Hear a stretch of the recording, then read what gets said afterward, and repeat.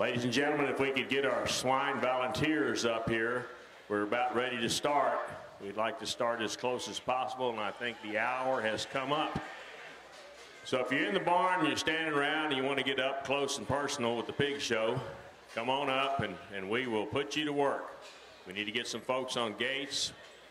We'll be having 2 shows today, so make sure that you know the difference. On the west side of the barn will be the Stars Crossbred Show, and on the east side of the barn will be the San Angelo Junior Breeding Gilt Show. So purebreds on the left, crossbreds on the right as you're standing in the announcer stand facing south. I know that's lots of directions and some folks might not realize that, but you'll know where you're going when you get here. Come on up. Make sure on that purebred side that you bring your papers with you, your registration papers with you when you do come. Folks back in the barn, help these youngsters come to the ring, and sometimes the best way to help them is just get out of the way. But when you see them coming, let's help them get here, and then when they go back, let's help them back to their pens. Let's have a good show today, folks, and I want to thank you for coming, and sure hope you come back.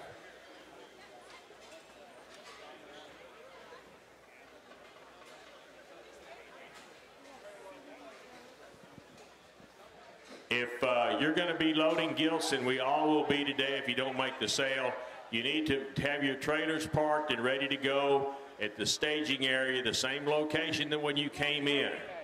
I want to make another announcement, and we're going to be hearing this throughout the day, is we do not allow parking on the west side of the barn or the fence. That's the part that that's that side of the barn that has those no parking signs on it. Okay, so if you have a vehicle out there, you need to move it. Please move it. Don't park on the fence. Let's keep that alley, that road out there clean so these trailers can back in and go. You'll need to get a trailer release. If you have a trailer, you need to get a release so you can leave here. Don't do that until you know exactly what you're taking on the number of head. And make sure you have all that taken care of before you come in here and back up. If you need anything at all, come up and ask, and we'll do the best we can to help you out.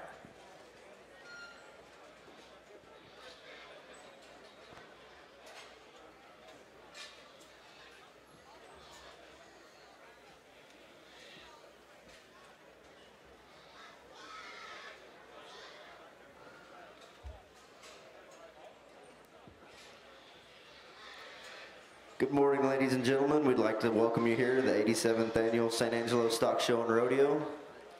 This will be our 10th year for the Junior Stars Gilt Show here on the west side of the ring. We're going to start off today with doing the pledge.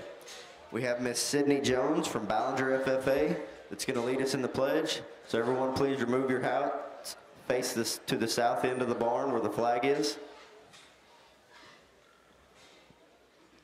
I pledge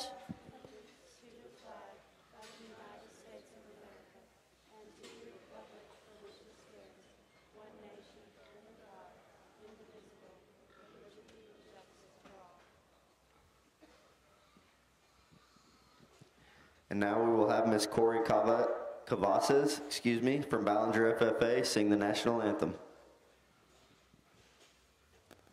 Oh, say, can you see by the dawn's early light what so proudly we hailed at the twilight's last gleaming, whose broad stripes and bright stars through the perilous fight, oh, the ramparts we watched were so gallantly streaming, and the rocket's red glare, the bombs bursting in air, gave proof through the night that our flag was still there. Oh, say does that star-spangled banner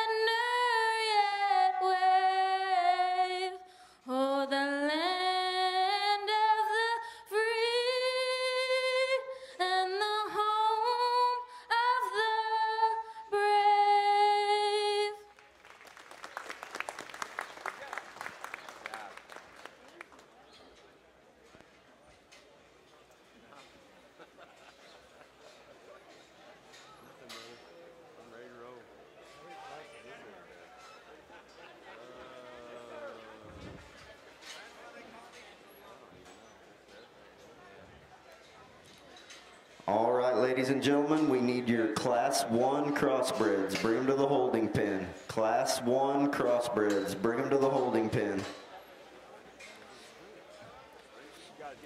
For those of you who weren't here yesterday, I'll kind of explain how we're going along. We'll move at a pretty fast clip today.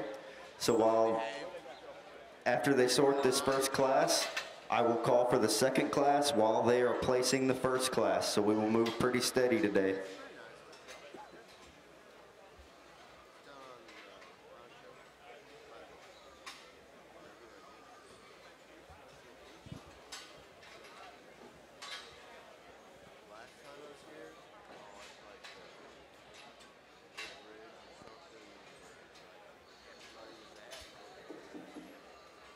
Good morning on the junior Gilt side. This is the 18th year that we have had this show. We really appreciate everybody coming out. And we're going to start here with the first two breeds. And all the breeds we're going to show from the youngest to the oldest. And it's very important that you bring your pedigree with you to the ring in case you get selected. That way we can verify the animal with the pedigree. And if you're the youngest class of birth, there's 3 classes. Please start making your way to the arena, and we'll get started with this show. No, my clipboard. I've got some in the pickup.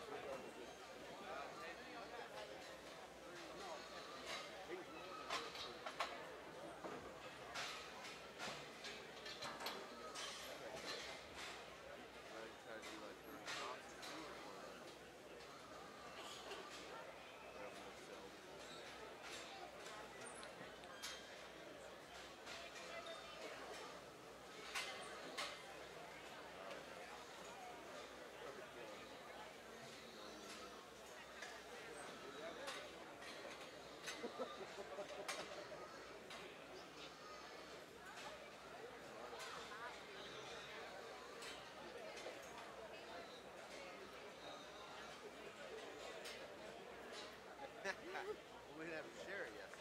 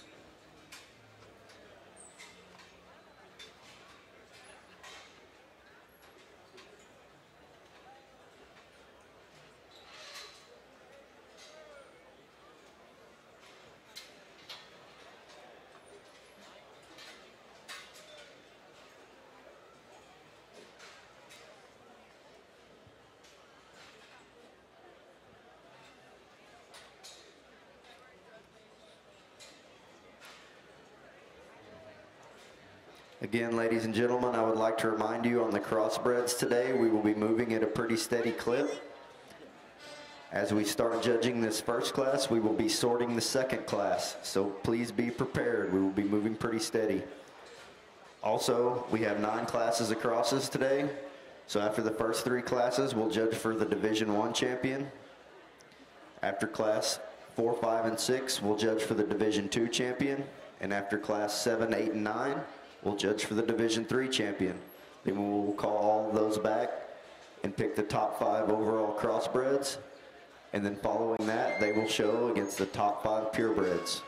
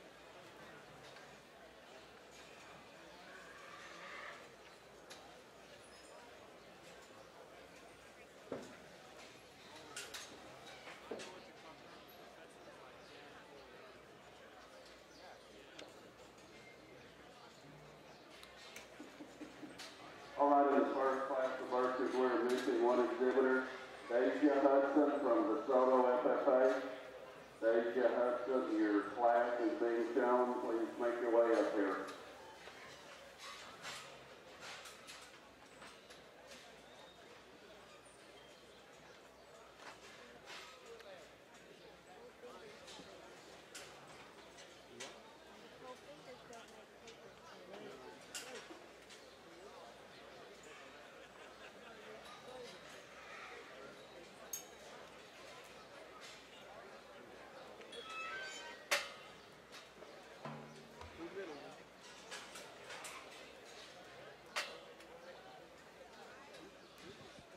Attention crossbred exhibitors, we need Derek Suarez. Floyd Ada FFA, your gilt is in this class. Derek Suarez, Floyd Ada FFA, bring your gilt to the holding pen. You are in this class.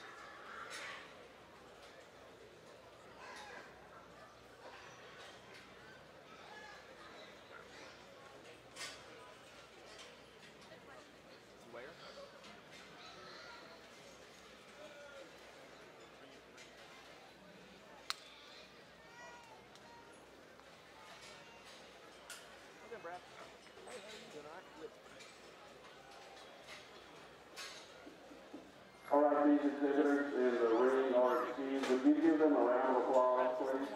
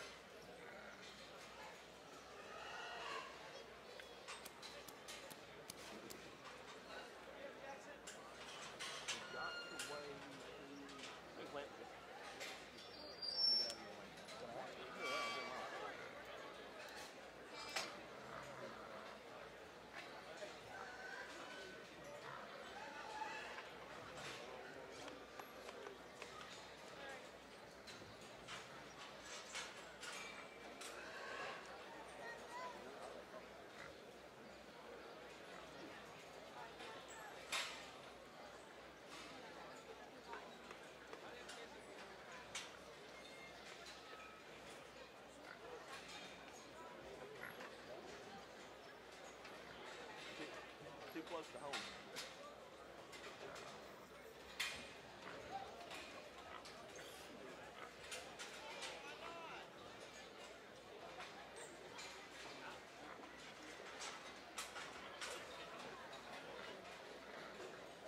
Hey Corey, make sure you clean off the butt in your head before she goes. I don't know what her best look is.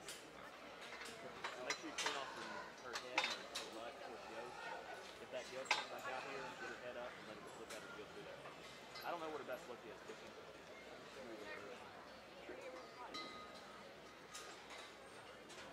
Don't put any water on her, it'll make her cold.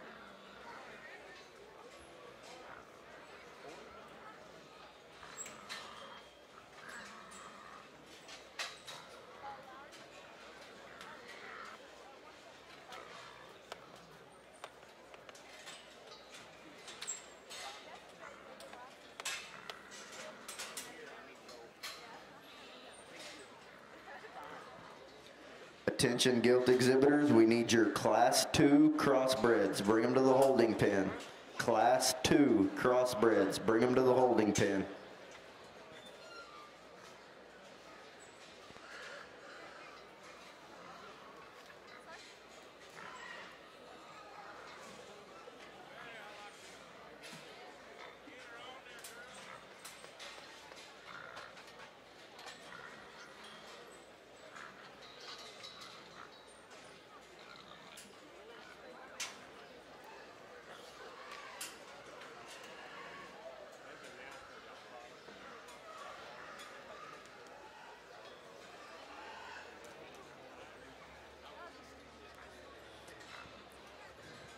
Attention you gilt exhibitors, when you bring your gilts here to the show ring, it is water only, no oil. Water only for dressing. Again, water only.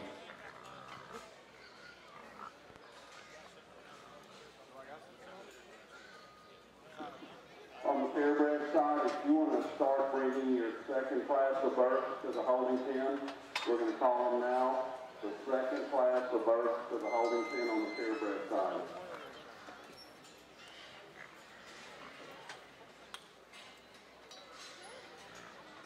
You crossbred exhibitors in the South Show Ring, you can be excused. Ladies and gentlemen, let's give them a nice round of applause.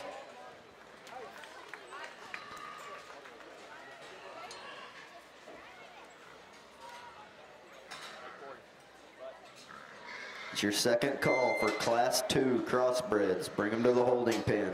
Class 2 crossbreds. Bring them to the holding pen. Are you done with that for a second? Or do you know? Oh, wait.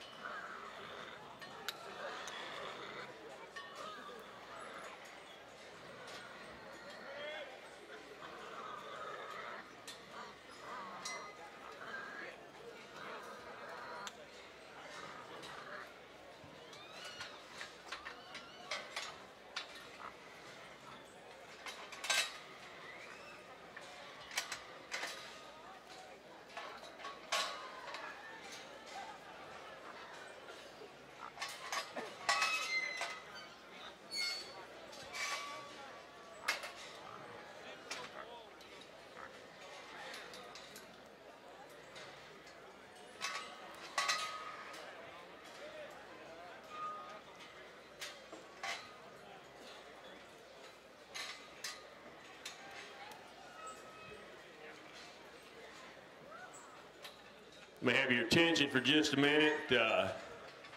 Getting real suspicious on some of this first class with product.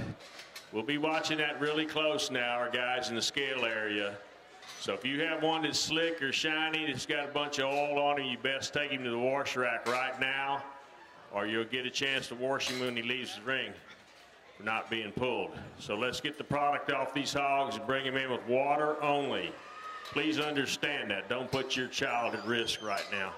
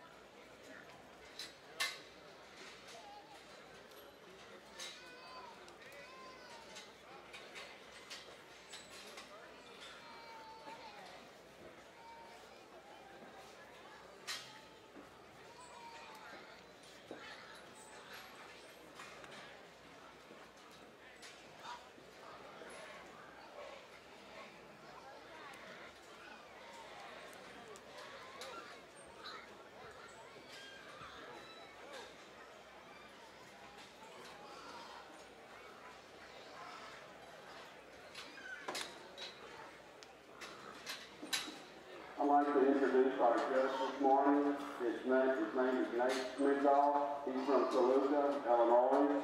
He's a hog farmer. He also works in the grain industry. He attended Blackhawk College and also Western Illinois. And he brought his wife along to Samantha. She's somewhere in the stands. See her, say hello to her, but I'd like to give y'all, please give him a round of applause. He came a long way, and here he is. Well, good morning. Certainly appreciate the opportunity to come down here to San Angelo. Incredible event. What a start this morning with the pledge and the anthem there. Incredible start. Excited to work with you young people. Excited to see what's ahead of us in terms of quality. Good class first for Gilt to go ahead and start here. The young ladies, Gilt's going to go ahead and win. Really like this Gilt in terms of stylish, in terms of feature, likers. I thought in relation to the Gilt in second. When she turns and goes, she set wider her feet and she hits the ground just a bit wider. I would like to fix her over Hamlin Junction and make her just a bit better there. So a really nice Gilt. Go ahead and start. Young ladies, Gilt coming out in second. From the side, I really like this Gilt. She moves with some balance and proportion. Really like that about her front and bone matches. It's when she turns and goes. She comes in just a bit flatter in her overall makeup. She wants to close up that big round in her ladies guard class winner. Young ladies still coming out in third. Another one you like is get up the side of her. She gets her head up. She gives her a nice look, an attractive look up to her head and neck. She reads with some rib and body. I like that about her. I thought of the initial three. Once she drives right at me, she wants to close up the most at her knee. She wants to be the narrowest at the ground.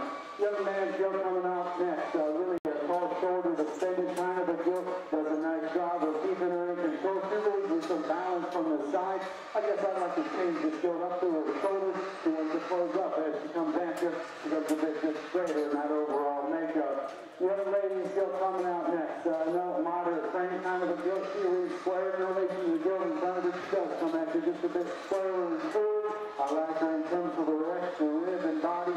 I just like to see this Gilt just go a bit just more correctly from behind. She just wants to get a bit tighter for the nice kind of a Gilt. Another moderate frame, really shapely Gilt. I thought that may be of the class. This Gilt with the most true shape out of the back of her blade. She does a really nice job as she gets her up. She wants to get a really attractive up front. I guess the longer she goes, she just wants to duck and roll underneath of herself. She's just a bit shorter in terms of her hip length. I'd like to lengthen that out. Young man still coming out next. The one that initially got stiffened and brought back through. I thought from the side, this Gilt really represents some quality. She's tall shoulders, she's level, she has some rib and body. Just too flat in her overall makeup on both ends of her framework to move up any higher. The young lady's Gilt goes ahead and pushes the class. Another one that reads shapely, reads with some true expression up high. She likewise gets a bit pinched in her handle and junction. Just wants to duck and roll as she goes from behind and maybe just gets outside of herself just a touch. Really nice class. Go ahead and get started here this morning. Let's give those exhibitors a round of applause.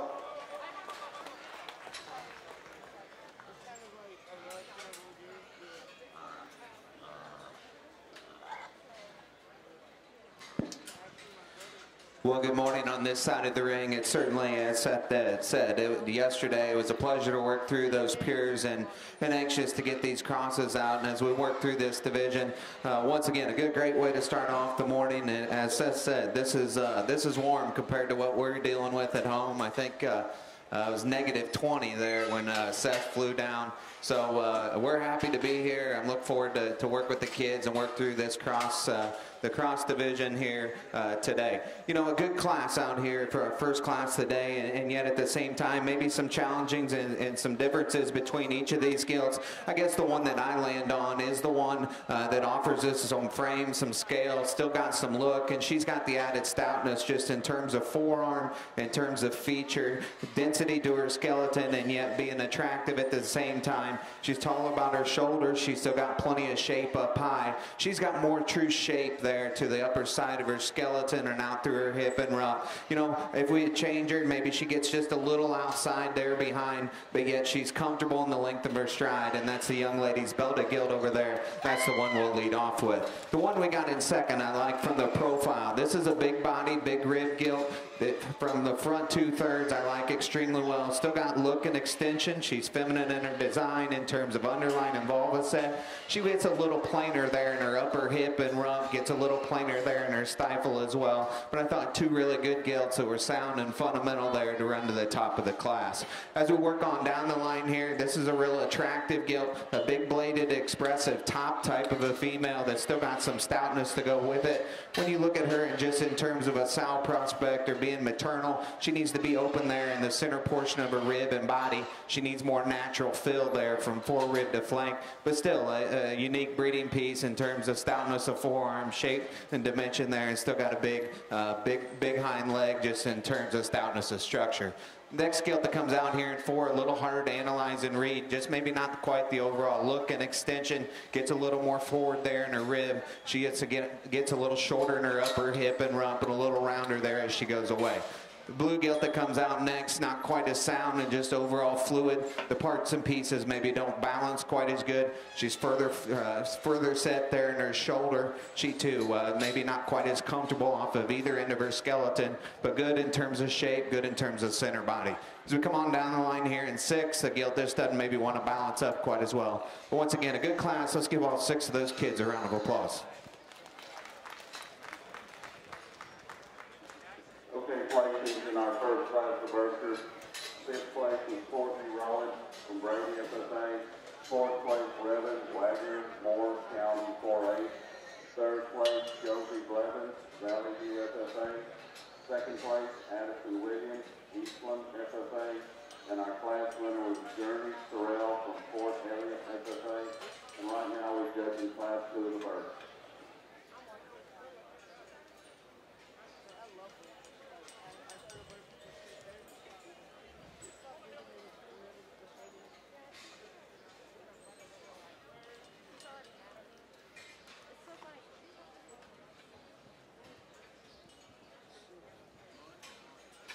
Attention crossbred exhibitors.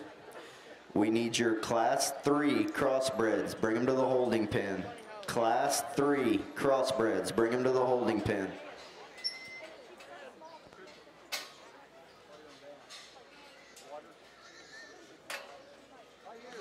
I'm good. How are you, sir?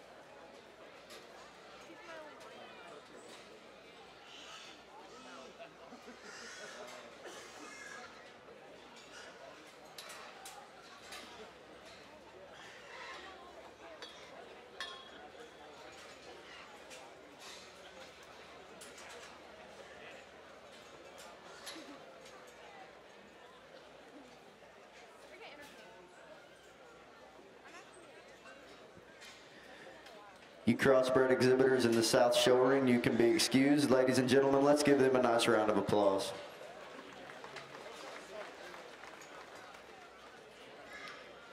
Placings in your Class 1 crossbred. 6th place, Jackson Cooley, Idalou FFA. 5th place, Corey Cavazos, Ballinger FFA. 4th place, Randall Kinder, Cisco FFA. 3rd place, Damari Diaz, Westbrook FFA. 2nd place, Briston Lowry, Idalou FFA. And your Class 1 crossbred winner, Jordan Jute from Fall City FFA. Let's give those exhibitors a nice round of applause. I would also like to take this opportunity to introduce our judges here on the Junior Stars Gilt side. Judging in the ring today, we have Justin Rodabaugh from Rensselaer, Indiana. He graduated from Purdue University in 2005 on the livestock judging team. He has 30 show pig sows and is known as Tres Amigos Show Pigs. He's judged in over 20 states at the state and national level, including San Antonio Barrows, the World Pork Expo, and the Summer Type Conference. He is married to his wife Rhonda, and they have 4 children. Sorting in the back today, we have Seth Swinson from Newark, Illinois. He's married to Erica, and he has 2 children, Nate and Eli. He attended Juliet Junior College, and he owns and operates Showtime Sires, Boar Stud, and he runs over 150 show pig and breeding stock sows. He's also judged at several state and national shows, including San Antonio, Houston, the World Pork Expo, and Summer Type Conference. Let's give our judges a nice round of applause this morning.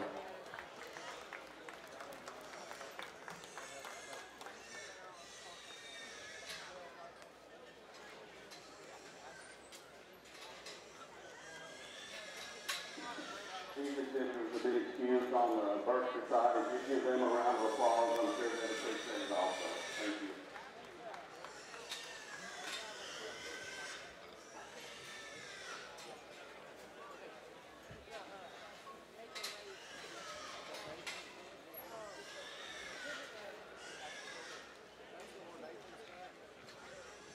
Attention exhibitors on the crossbred side. We need gilt from Cooper Bennett. You are in this class. Bring your gilt to the show ring. Cooper Bennett.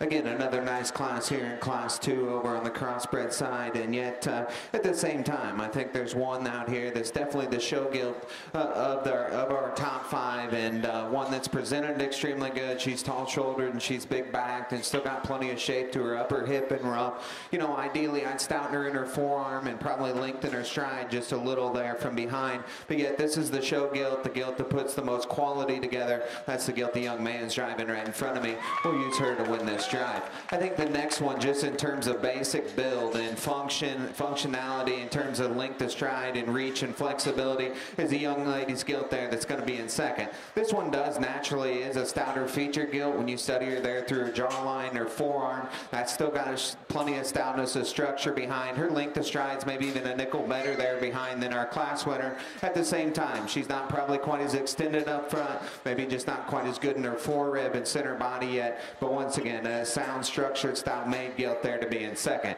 3, 4, and 5 as we come on down the line here. There's some differences to certainly sort through. I thought this one fell into third just in terms of look and extension. This is a big top, expressive, muscled gilt that's still got plenty of shape there. Ideally, we got to change and reconstruct her up through her front shoulder and her front pasterns there. We need to relax her and set her back there and the angle to her shoulder. Just give her more true flexibility and range of motion there, and also balance her just a nickel better there in her hand-loin junction.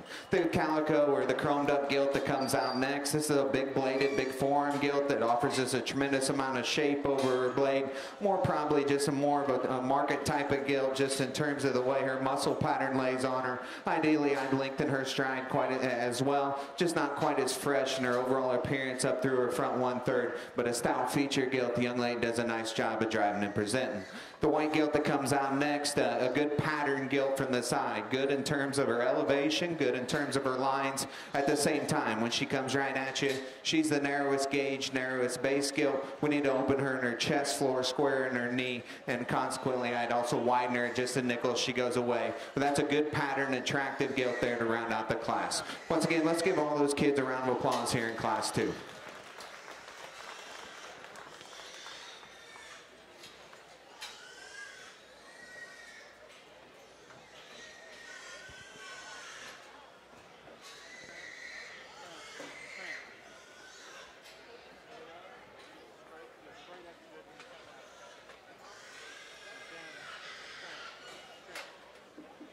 We're going to go ahead and call Class 3 of the Berkshires on the junior side. This is our last class of Berkshires. Class 3, please start making your way to the holding pen.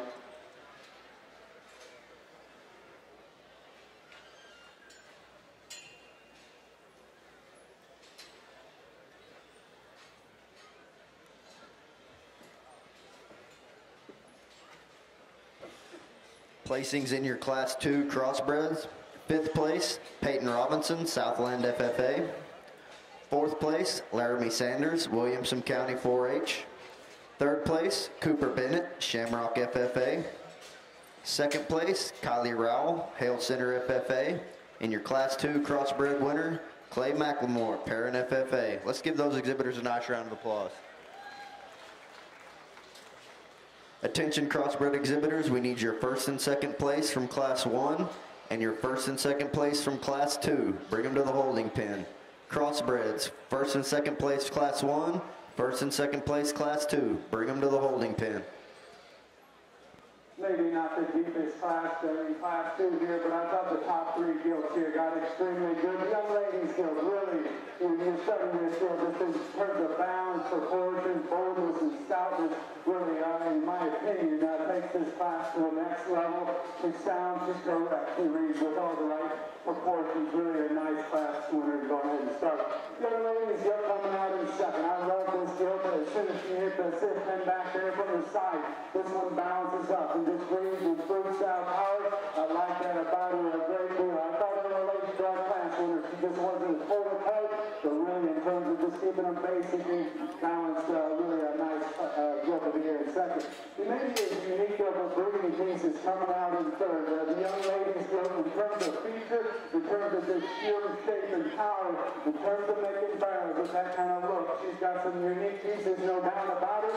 I thought maybe she comes just a bit forward in her shoulder. I like it playing it smoother in her hand-long junction, but really, I really like the pieces that gilt represent. The young ladies gilt coming on that sort of just a basic kind of a gilt. You like her in terms of her extra rib and body. She reads fresh in her body shape up high. I thought the longer the class wore on, she just wants to get up underneath herself, maybe just a bit flatter in her cycle muscle. The gilt coming out next, a modern frame shape with the one you like that about her, like her in terms of having just some true muscles. You get in behind her, this gilt maybe doesn't want to fit together as well, and she wants to fight the width just a bit, and she just gets a bit rounder. She just wants to get her pushing them out flat of herself the longer the class wears on. The other lady's gilt coming out next, really a tall shoulder, deep body kind of a gilt. You like her, she comes right at you. I'd like to change her on her rear too. She comes a bit just higher in her passion, and she gets a bit flatter from behind. The other man's gilt, another modern frame one you like her, especially if she drives right at you. She's got a big chest cavity.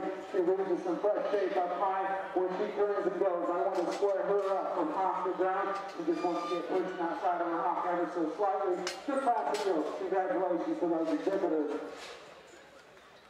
Thank you, Judge. The results for in the 2nd class of Berks. In 5th place was Ashton Hale from Lubbock Cooper. In 4th place was Avery P. Blunt from Collis County 4-H. 3rd place, Abby Wolf, Banks FFA. 2nd place, Avery Duvall from Midland Lee FFA. And our class winner was Kingsley Ellis from Midland County 4-H. Now we're judging the last class of Berkshire. If you had a 1st or 2nd place, the first 2 classes, just kind of be ready. Don't come yet, but I'll let you down the road. Thank you.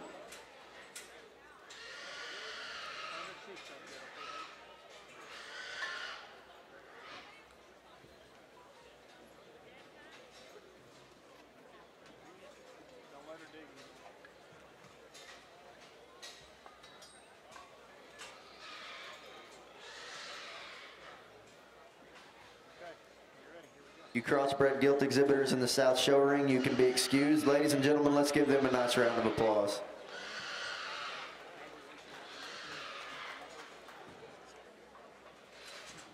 Attention exhibitors, we need the first and second place winners from Class 1 crossbreds. Bring them to the holding pen. Your first and second place winners from Class 1 crossbreds. Bring them to the holding pen.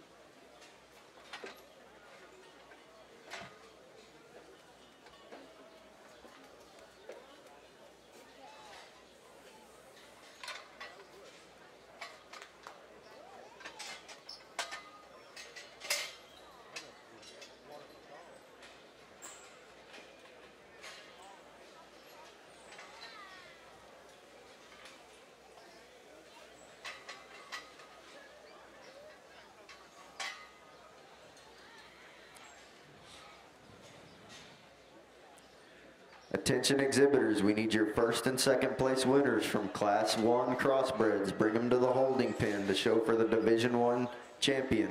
Again, in these crosses, we'll show for the Division 1 champion after this class, and then we'll run classes 4, 5, and 6 and judge for Division 2 champion, and then run class 7, 8, and 9 and judge for the Division 3 champions.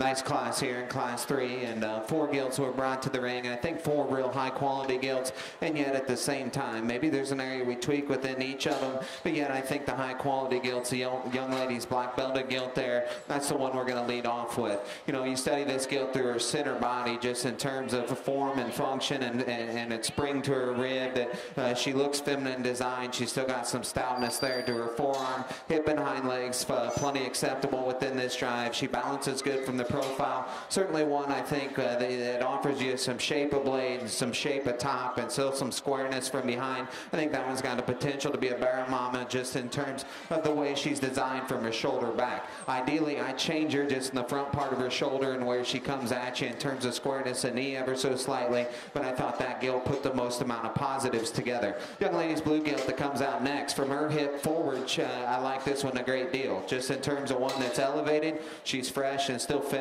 about her overall appearance. Takes a really good stride out of her front shoulder. Still got squareness there to her knee and her chest floor. Good through her center body. She just wants to tuck and duck just a little more for when you get in right behind her. She needs to be lengthened in her upper hip and rump. I think that would allow her just to plant and drive with a little more athleticism. She wants to throw those deals east and west a little more instead of north and south. But I thought of a good-bodied, good-looking, stout feature gilt there to go in second. The one we got coming out of 3, shoulder back again. This one's really nice just in terms of look and overall balance. Really good in terms of shape there to her blade and her top. One that certainly balances good on the profile. Where I got to change her is up through her front 1/3. We need to lengthen her face and neck. I'd square there when she comes right at you in the front part of her knee. But if you need some stoutness, if you need some shape and dimension, still got a pretty good hind leg. That's certainly a gilt to look up. Just change her up through her front 1/3. The gilt that comes out next, I didn't think look as natural in her appearance. This is the heaviest condition gilt. She just gets a little flatter and rounder throughout. She's rounder in her neck, rounder out of her shoulder, and consequently rounder out of her hip. She is dialed in and maxed out and presented extremely well, and I certainly appreciate that. Just maybe not quite as coordinated, just gets rounder in her overall pattern. Once again, a good class. Let's give all those kids here in Class 3 a round of applause.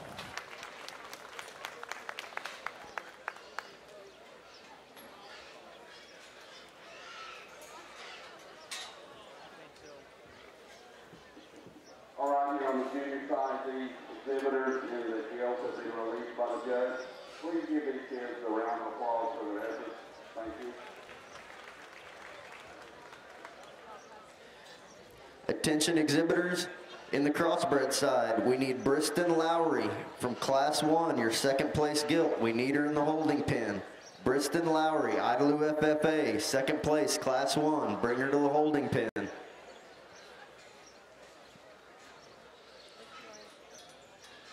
This will be your first call for Class 4 crossbreds. Bring them to the holding pen. Class 4 crossbreds. Bring them to the holding pen.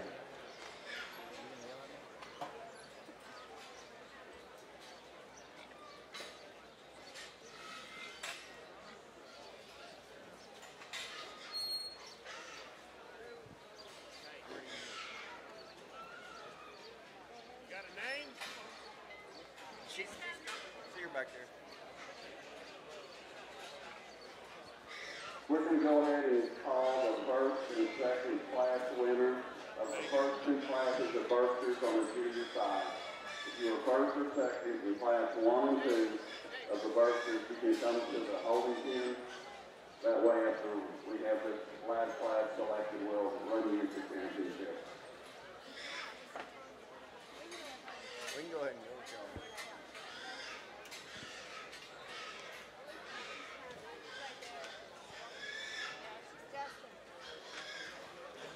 Again, Class 4 crossbreds, bring them to the holding pen. Class 4 crossbreds, bring them to the holding pen. All right, ladies and gentlemen, your Class 1 winner, Jordan Juke, Fall City FFA. Second place in that Class 1 was Briston Lowry, Idalou FFA. Your Class 2 winner, Clay McLemore, Perrin FFA. Second place in that class was Kylie Rowell, Hale Center FFA.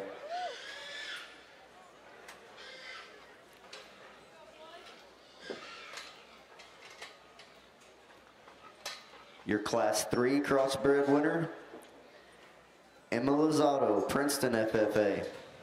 Second place in that class was Casey Hogue, Sands FFA.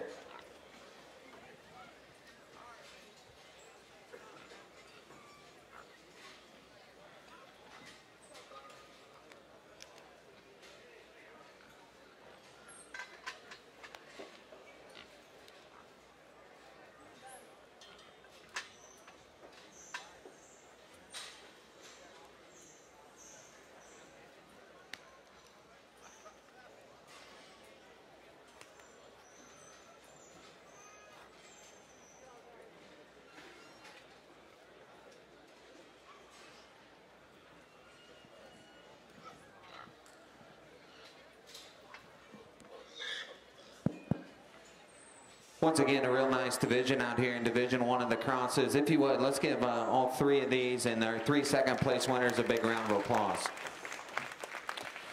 again, I'm happy with what we had to work with out here in our 3 class winners, and I think 3 gilts that, you know, they offer some differences in terms of type and kind, but yet I think they offer some similarities. These are the show gilts within the group and the ones we had to work with in the class that I still think cover the fundamentals out here, just in terms of squareness of build and still having some look and still having some shape. I think there's one that looks more probably like a lady, just in terms of not only underline and vulva size, but just the center portion of her body and how feminine she is up front. We like that class 3 right here. She'll be our champion Division 1.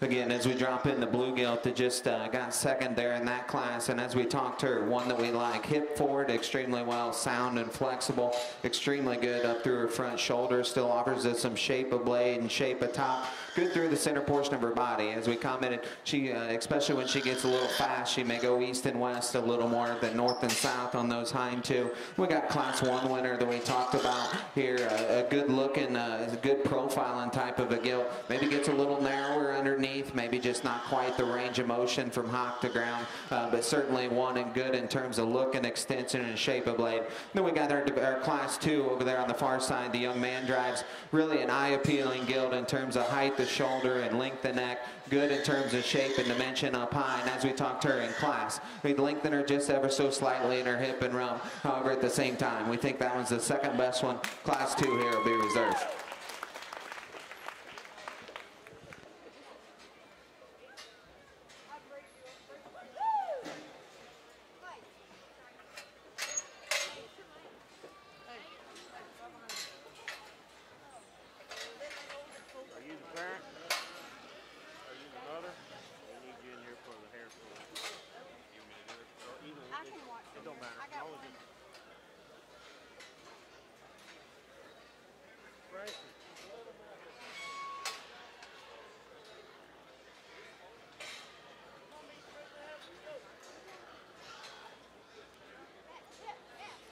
Your Division 1 crossbred champion was shown and exhibited by Emma Lozado, Princeton FFA. Your reserve champion crossbred Division 1, Clay McLemore, Perrin FFA. Let's give all those exhibitors a nice round of applause. Are you with the champion? Okay, we need a parent or...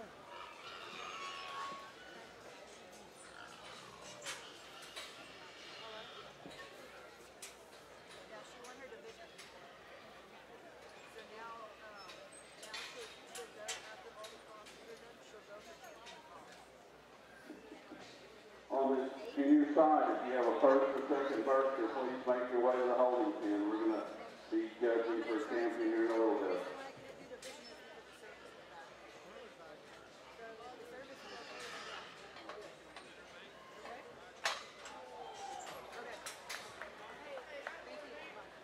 I would like to remind all you gilt exhibitors that if you would like a photo taken with your gilt, there was a photo booth here behind the announcer's stand.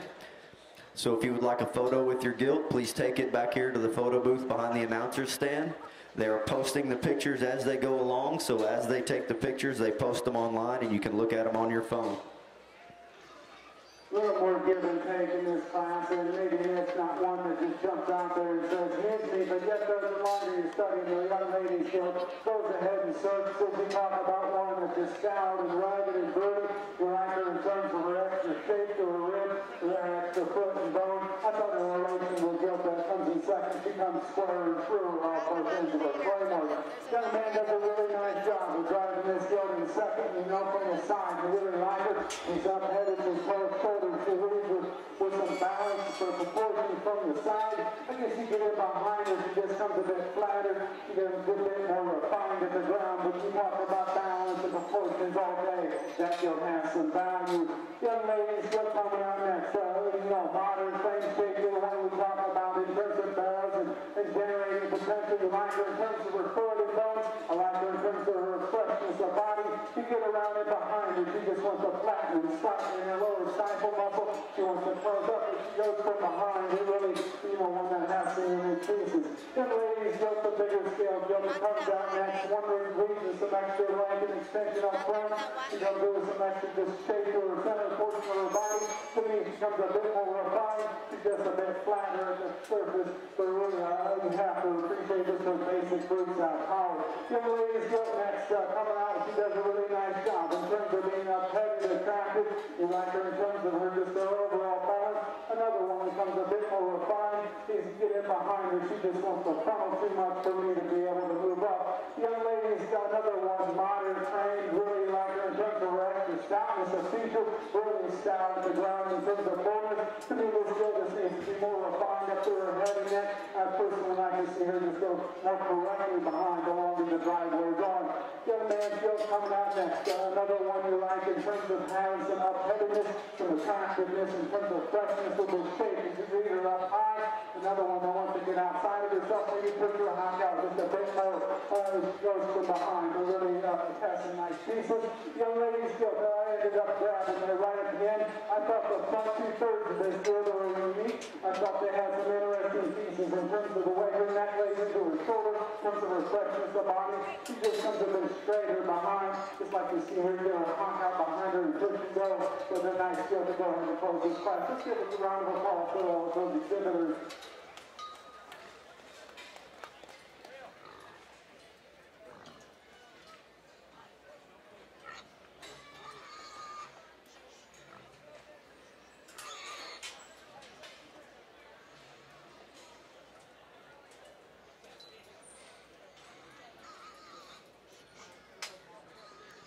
Okay, we're judging for the champion Berkshire. The next breed that we have is the dark OCB, and there's two classes. So if you're in class 1 of the dark OCB, please make your way to the holding pen. We're judging the champion Berkshire right now.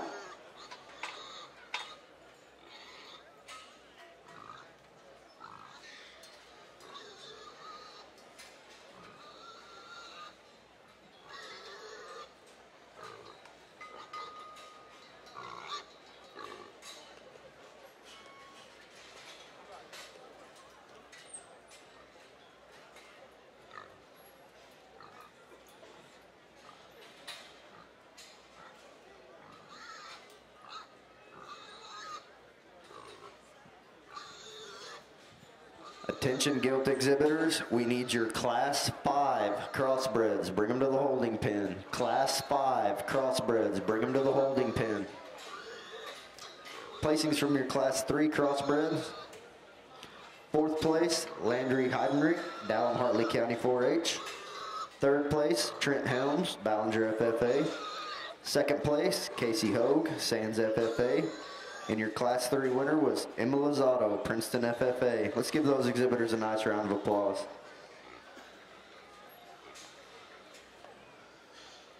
Again, exhibitors, we need your Class 5 crossbreds. Bring them to the holding pen.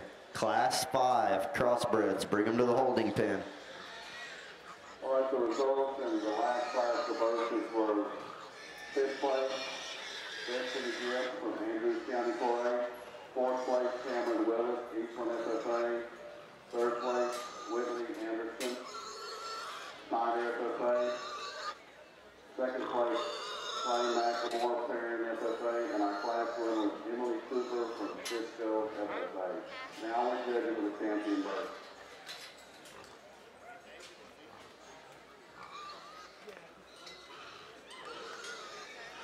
If you want to say put your hands together for all 3 of these exhibitors out here for champion Berkshire. Been really impressed with the top end of these Berkshires are really good in terms of just having the basics, and yet I thought all 3 of these surface in terms of build and correctness within their class.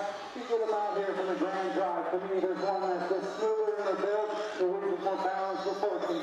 Young lady will have the champion versus Gilt.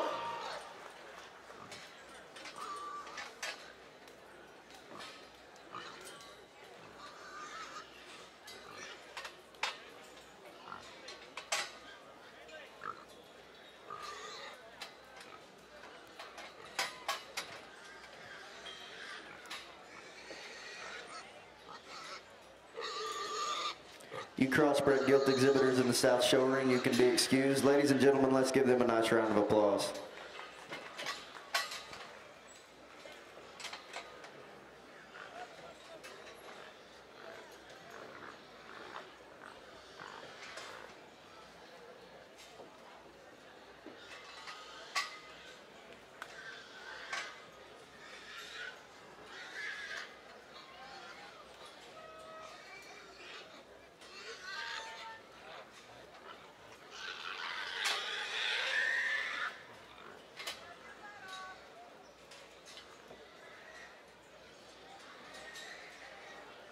Reserve, in my mind, he gets close to drop the second place gilt out. And we talk, if he follows the same type and time as that class winner or the champion there, and maybe just comes a bit smaller in terms of performance and relation to these other two. So I guess it's on my mind. Where does that lay? I guess for me, the other gilt, that pretty contention is the young ladies gilt. We talk about stoutness, the features really just in terms of build and stoutness. I guess there's some give and take. The young ladies gilt here is a balance, a proportional one. I guess I'm going to go ahead and keep that there together. The young lady out of class 2 having it. Congratulations.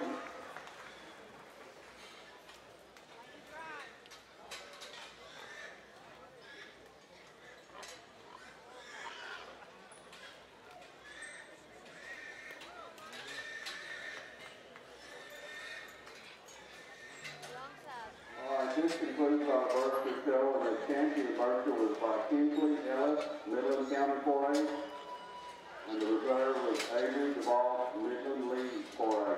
Thank you to all the virtual enthusiasts. We're now judging our first class of dark OPDs.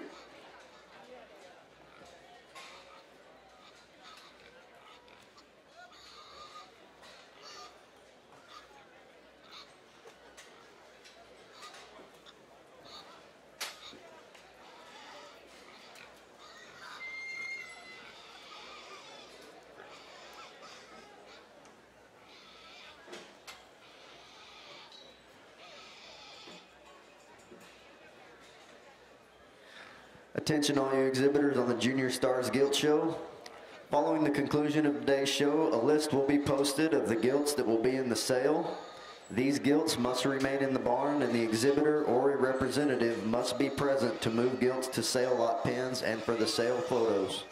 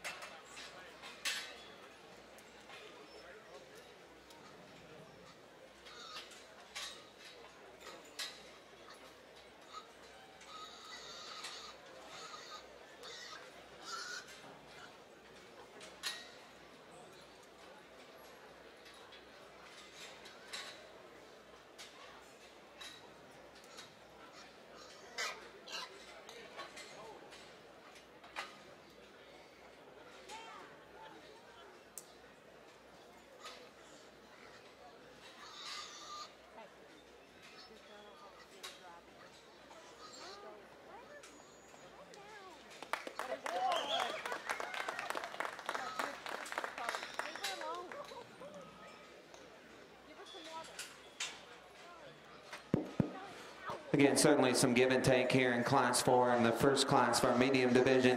Young man in the green is going to lead off the drive. And again, I think this is the totals Gilt that puts the most together into one package. From her hip forward, she's the most impressive just in terms of center body. Still eloquent and got some look up front. I think reach and flexibility out of her front shoulders, plenty good. Good underline, good vulva set on this Gilt. Ideally, I'd lengthen her in her hip and rump and just lengthen her stride there. But I think there's an area or two that we could change with each of these in that class. I thought that one was the totals Gilt to win the drive. The one here in second is the hardest one to analyze. This one's got some intriguing parts to me, and as a breeding piece, just in terms of one that's really big bladed. That's a stout forearm, that's a big fat hind leg. She just doesn't want to cooperate at all out here. She wants to fight the whip more, and she gets a little outside of herself, I think, once you get her on the drive. But that one's intriguing just in terms of stoutness of feature, in terms of shape and dimension. One that's still got really good length and neck. I think that was an intriguing breeding piece. I thought she offered us more positives than the other Gilts we have on down the line. Young man does a good job of driving this one. I appreciate the skin and hair and presentation. From the side profile, this is a tall fronted, long neck Gilt that appears to be big bodied from the profile. You know, when you get right on top of her, without a doubt, she's the flattest of our top three. She gets flat in her upper rib shape.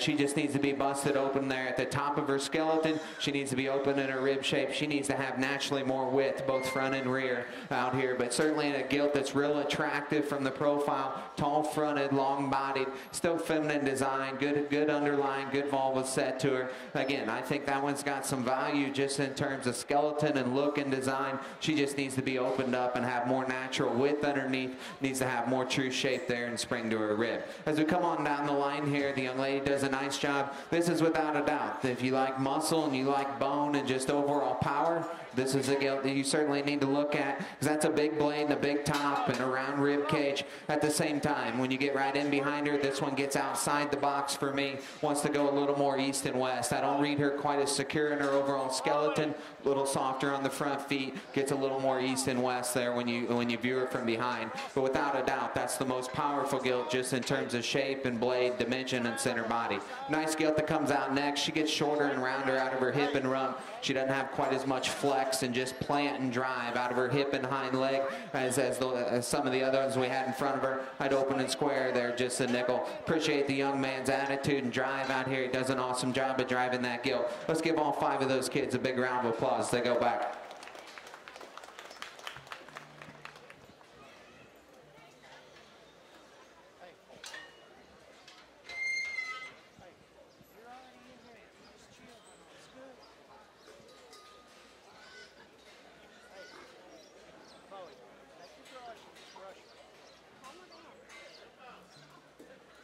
All right, the judge has excused the exhibitors in the ring. Please give them a round of applause. I'm sure they'd appreciate it.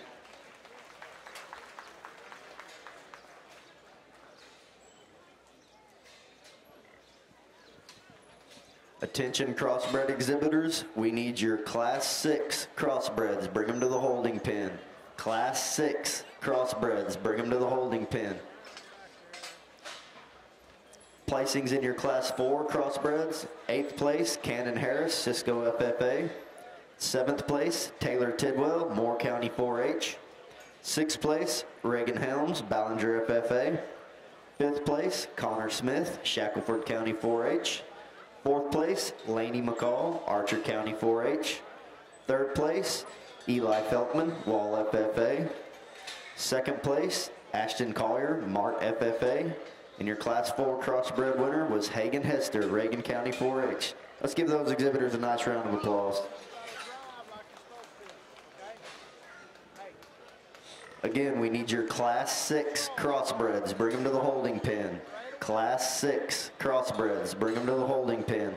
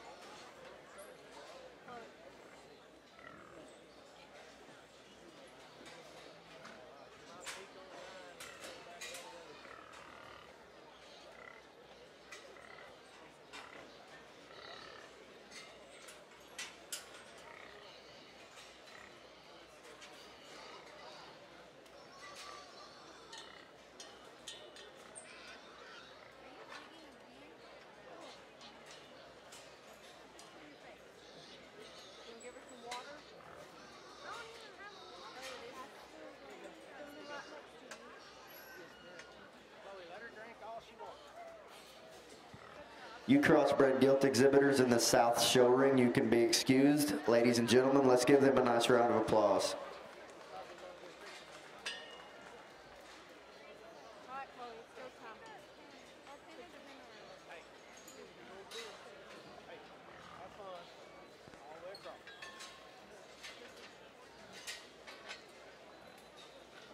I'd like to take this opportunity to introduce our official swine show sponsor, ADM Mormon Showtech. Regardless if you're aiming for a county or state fair champion, Mormon Showtech has the products to fuel the nutritional requirements of your show livestock. Not only do they offer high quality show feeds, but they also give back to the industry through show sponsorships, educational show clinics, and a top-notch awards program for all county, state, and major show winners using Mormon Showtech. Thanks to Dr. Bruce McLean and everyone at Mormon Showtech for their continued support of the San Angelo Stock Show and Rodeo. Please visit the booth located behind the show arenas for more information on their valuable products. I would also like to add that if you have a champion or reserve champion today and you fed Mormon Showtech, please go by the booth and get an awards application. Again, ADM Mormon Showtech. Let's give them a nice round of applause.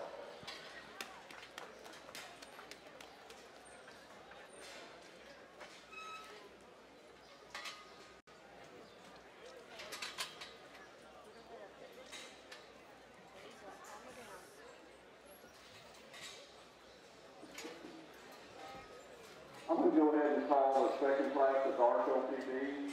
The second class of dark OPD, please make your way to the ring.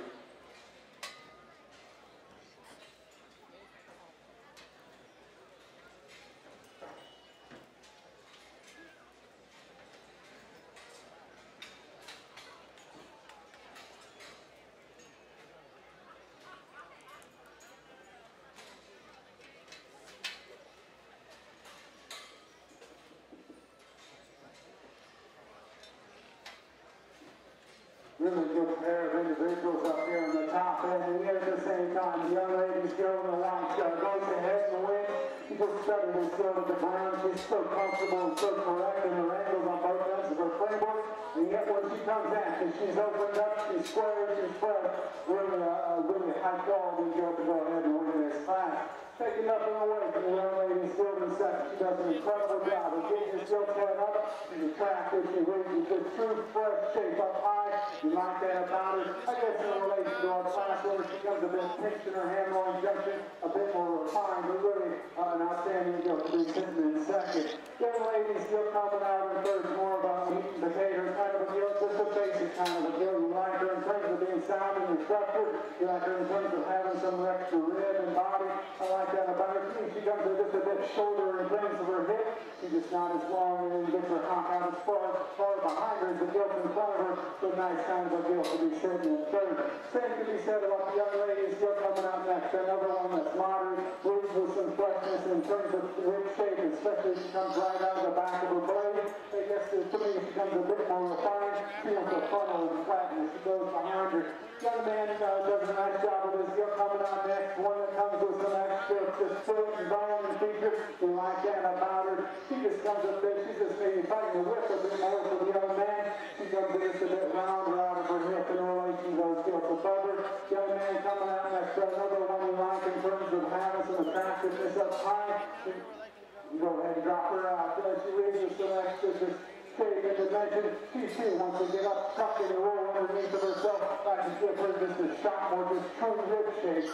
Young man skill to go ahead and close the class. Another one we like in terms of having maybe just a bit more shape in this relation to the Gilt in front of her. She just comes too flat on both ends of her framework, too refined. Congratulations to all those exhibitors. Nice class of Gilt.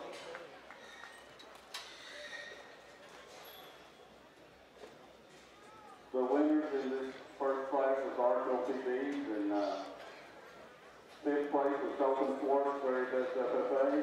Fourth place, Caden Bates, Hamilton FFA. Third place, Mallory Bunn, Plains FFA. Second place, Mary Gilliam, Guthrie FFA, and our class winner was McKeesley Burton from Valley Hills FFA. Right now, we're judging the second class of Dark LTDs, which is the last class. If you're one of those first or second place winners, be ready for look where we call you.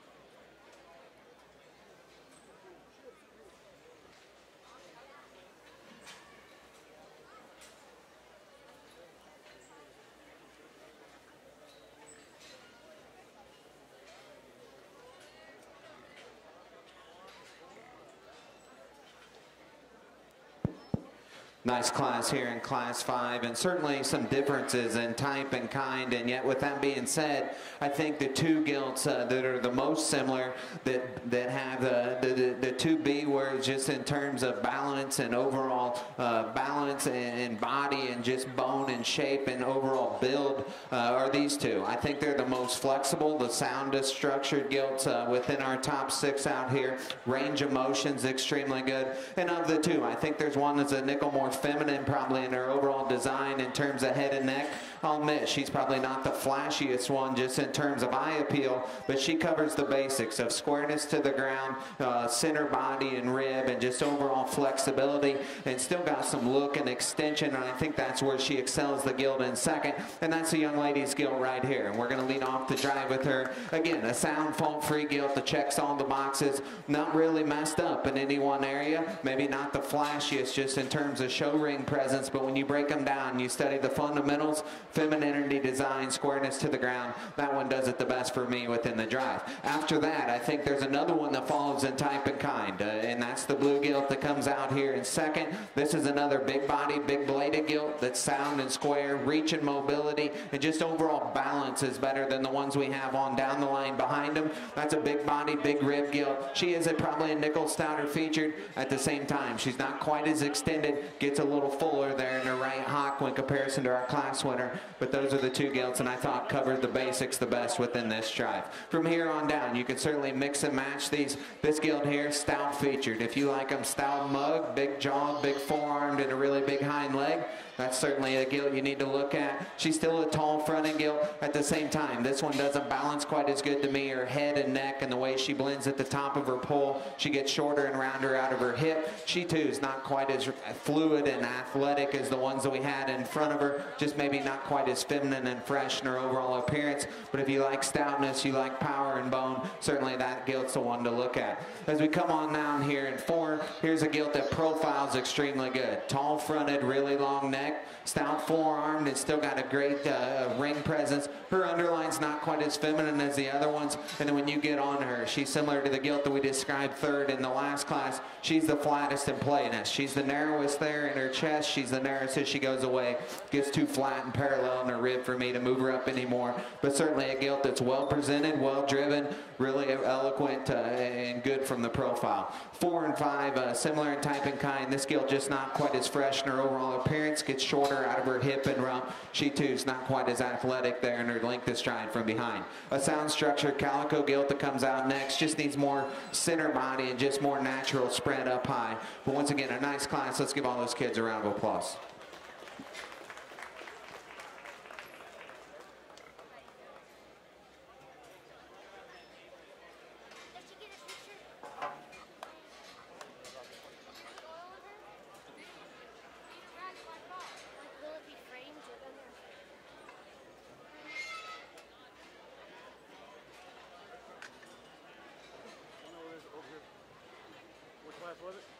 Attention crossbred exhibitors, we need Dakota Petrosky. You are in Class 6 crossbreds. We need your gilt in the holding pen.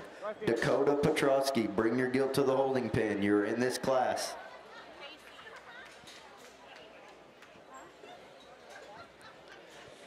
Attention crossbred exhibitors, we need your first and second place from Class 4 crossbreds. Bring them to the holding pen. Your first and second place from Class 4 crossbreds. Bring them to the holding pen.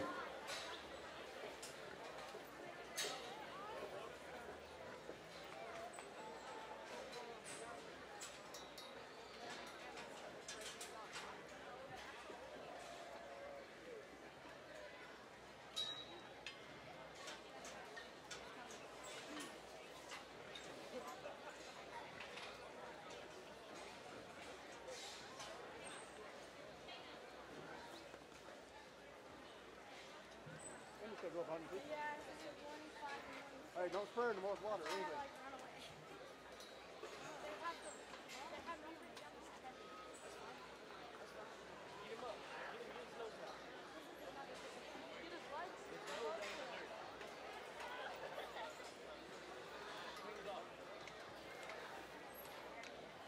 Dakota Petrosky, we need your crossbred gilt in the show ring. This is the final call. Dakota Petrosky, Bring your gilt to the holding pen. You are in this class. We also need your first and second place class winner from class 4 crossbreds. Bring them to the holding pen. First and second place winners, class 4 crossbred. Bring them to the holding pen. The judge has excused these exhibitors. Would you please give them a round of applause for their efforts, please?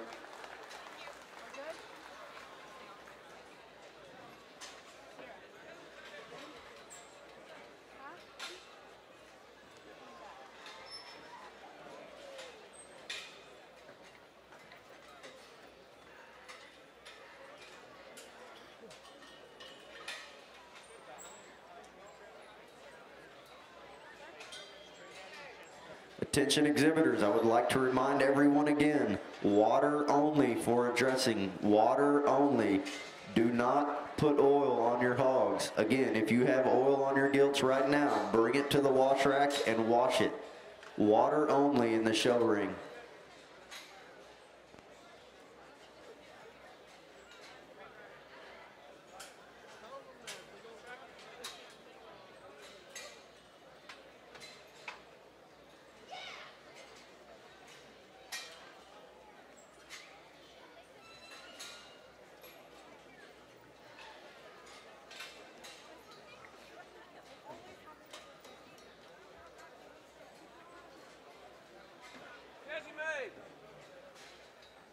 Jasper.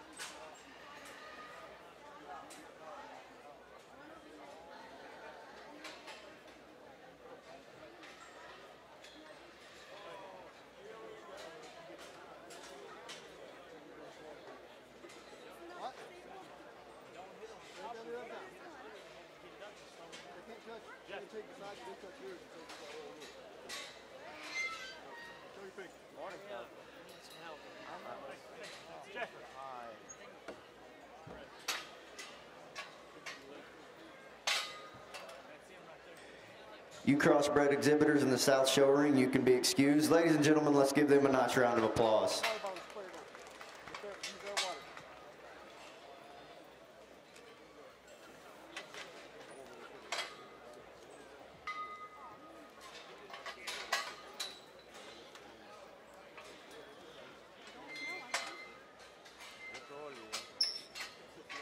Placings in your Class 5 crossbreds. 6th place, Chloe Petty, Brown County 4-H. 5th place, Bailey Hernandez, Cisco FFA. 4th place, Braxton Buckner, Friendship FFA. 3rd place, Kendall Nemitas, Pleasanton FFA. 2nd place, Clara Rome, Pleasanton FFA. And your Class 5 crossbred winner, Sarah Harris, Anders FFA. Let's give those exhibitors a nice round of applause.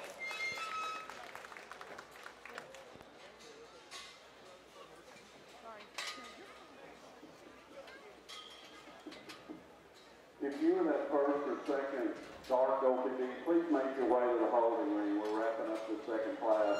The first and second, please make your way up here. After these dark OPDs, we will start with the Durant Breeze. There are 4 classes. So if you're in the youngest class, kind of be getting ready. Pretty soon we'll be calling you.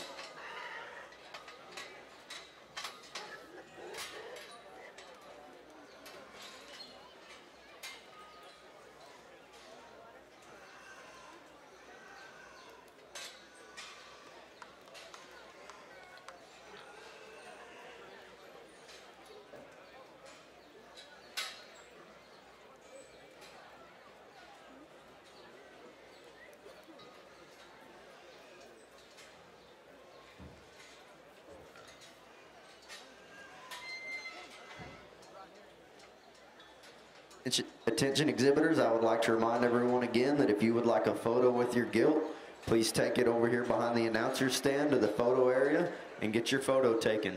The photographer this year is Devin Sisk Photography. She will be loading them as she goes, so your photographs will be on the internet soon after they are taken. You can check them on your phone.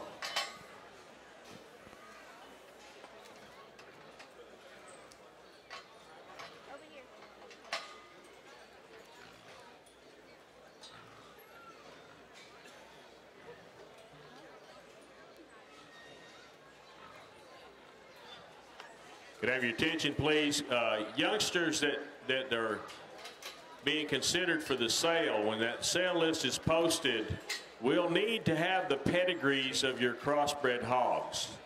That's the first generation pedigree.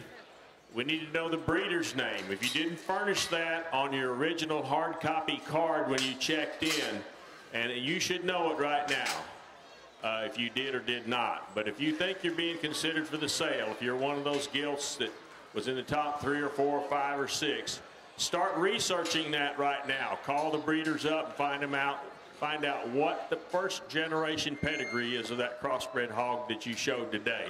And we need the breeder's name. Once that sale list has been posted, we're going to review those, and we're going to be getting a hold of you to find out what that information is. So please get that prior to that contact so we don't have to do a lot of research.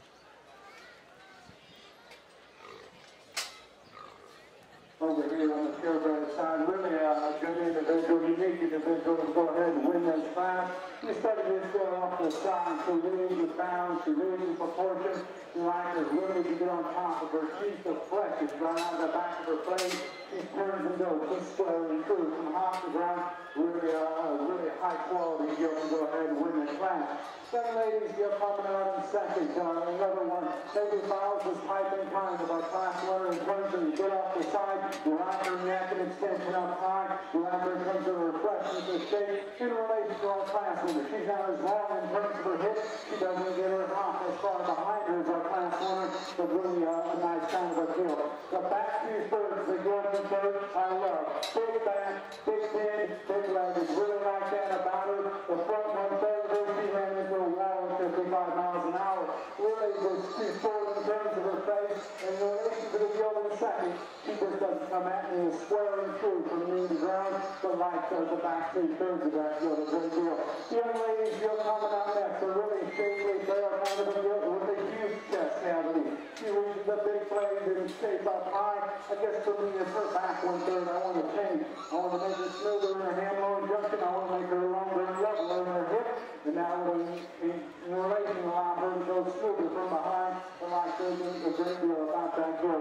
Young ladies, you're coming out next. What do you like in terms of balance in the side? She's really good proportion. Maybe it doesn't hit you in terms of the uniqueness of it. And some of the girls ahead of her, they need to just study her basic building time. She certainly finds her way up there. This girl's just too flat in her overall makeup in relation to a couple of those girls in front of her. Young man, you're coming out next. Has that extra shape in the mention you like that about her. Her as well. Comes too just short and jammed up front, and she just doesn't plan and drive as much push and pump from behind as you'd like to see. Cobra, that's one coming out next. I mean, this thing is deep neck, shapely, you like that about her. She just comes too dry and red, just too flat in her makeup. But love her loveliness and her correctness. A big scale, long body, deep body, kind of a gilt just proving in terms of her overall makeup. She wants to close up at her knees, just get too straight and restricted out of her hop. Congratulations to all those exhibitors.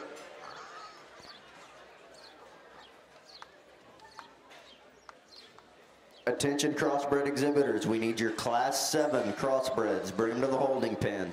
Class 7 crossbreds, bring them to the holding pen.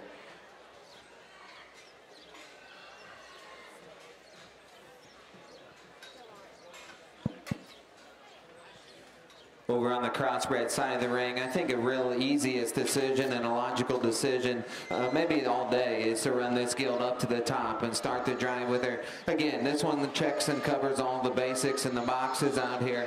Sound, fault-free, wide, square, big-bodied, still got look and extension, driven and presented extremely well. I thought a logical place to start. I thought the blue gilt follows next best just in terms of type and kind. This is a tall shoulder gilt, but to get one this elevated and still that good a neck, she's got shape and spread when you get right on top of her. That's a big blade, that's a big square back, and still got plenty of shape through her upper hip and stifle. She's not quite as coordinated on the front part of her shoulder. She's not quite as square coming right at you, but I think that one's trendy just in terms of color pattern, look and design, squareness to the ground. Still offering us some femininity, but one that can certainly make you some bears just in terms of shape and blade, shape of back, and just overall squareness from behind.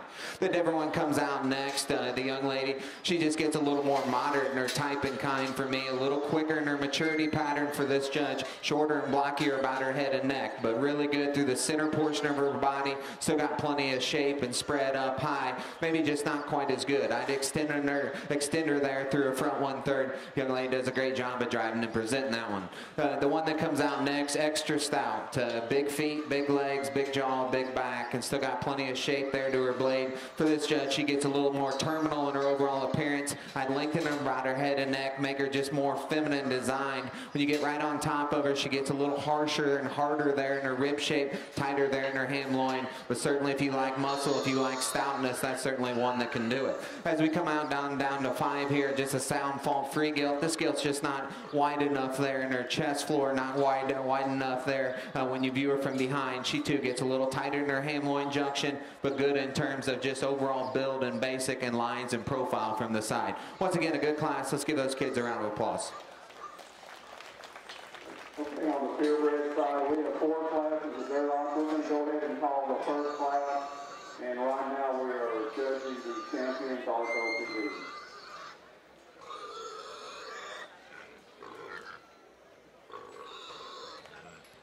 Attention everyone in the barn. If you are parked on the west side of the barn, you need to move your vehicle immediately. We have trailers coming in trying to load out gilts, and your vehicles are blocking the doors. Again, if you are parked anywhere on the west side of the barn, you need to move your vehicle immediately. Tow trucks are being called as I speak. Your Class 4 crossbred winner was Hagen Hester, Reagan County 4-H. Second in that class was Ashton Collier, Mart FFA. Your Class 5 winner was Sarah Harris, Andrews FFA. Your second place in that class was Claire Roan, Pleasanton FFA. Your Class 6 winner was Sage Deeds, Claude FFA. And your second place in that class was Claire Roan, Pleasanton FFA.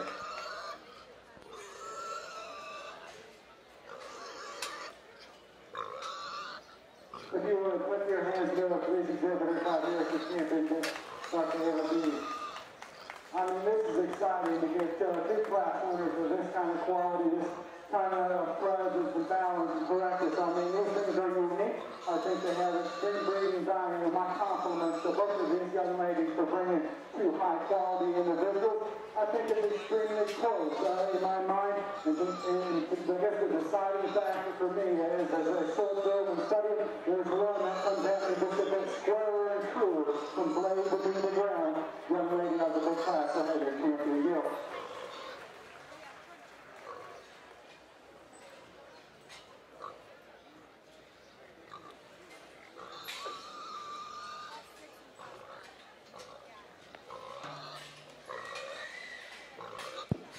Once again, as we did in our first division of lightweights, let's give all 3 of these exhibitors in our second place a big round of applause.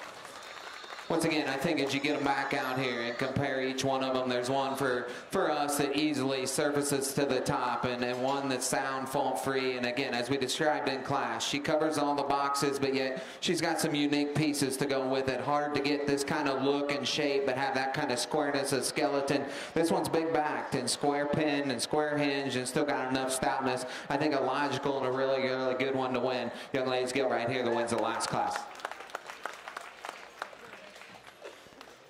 For reserve over here, I think there's still another one that's extremely unique. Her ability to put this much stoutness and feature in this corrective of flavor, young lady over here in the white will be reserved. Congratulations.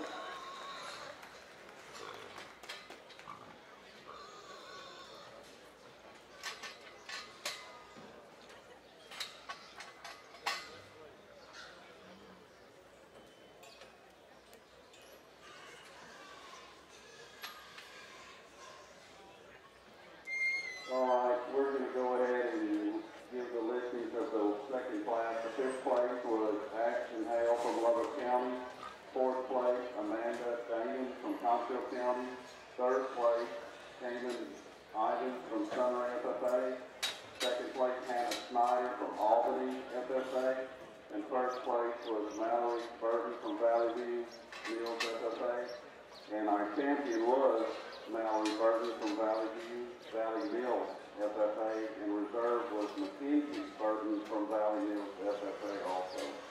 that concludes our dark OPD.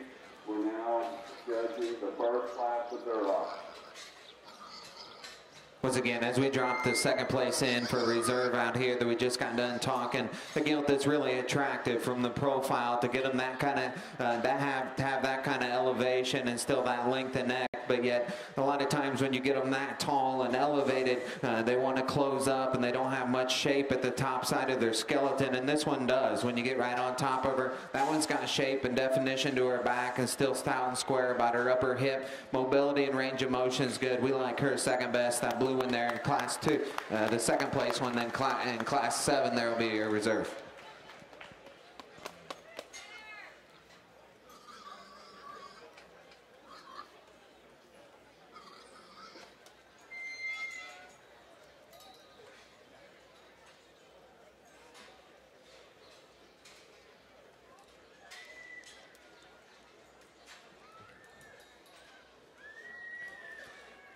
Your champion Division II crossbred, shown and exhibited by Sage Deeds, Claude FFA. Your reserve champion Division II crossbred, Claire Rome, Pleasanton FFA.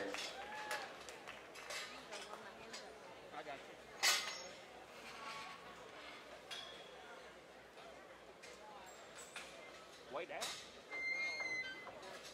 Oh, I did. I waited.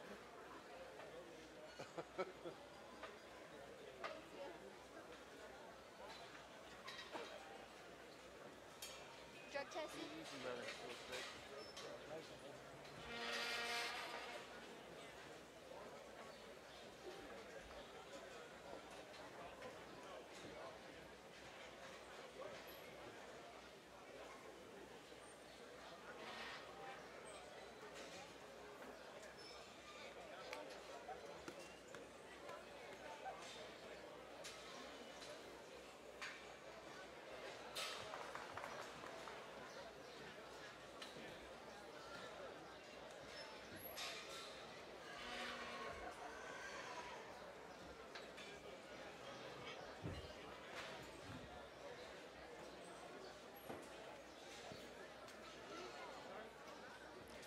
Placings from your Class 6 crossbreds. 7th place, Casey Queen, Broughton FFA. 6th place, Jasper Kanzler, Perrin FFA. 5th place, Jordan Juke, Falls City FFA. 4th place, Tevin Booker, Midland County 4-H. 3rd place, Sierra Lackey, Kerr County 4-H. 2nd place, Claire Roan, Pleasanton FFA. Your Class 6 winner was Sage Deeds, Claude FFA. Let's give those exhibitors a nice round of applause.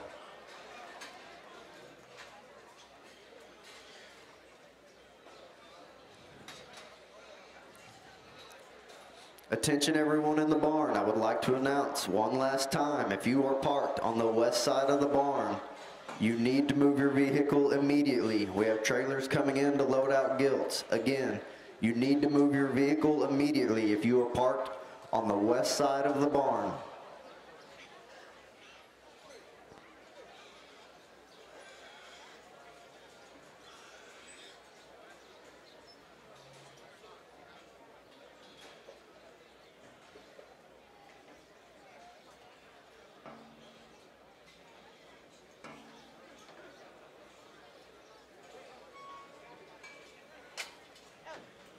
You're coming with me, aren't you?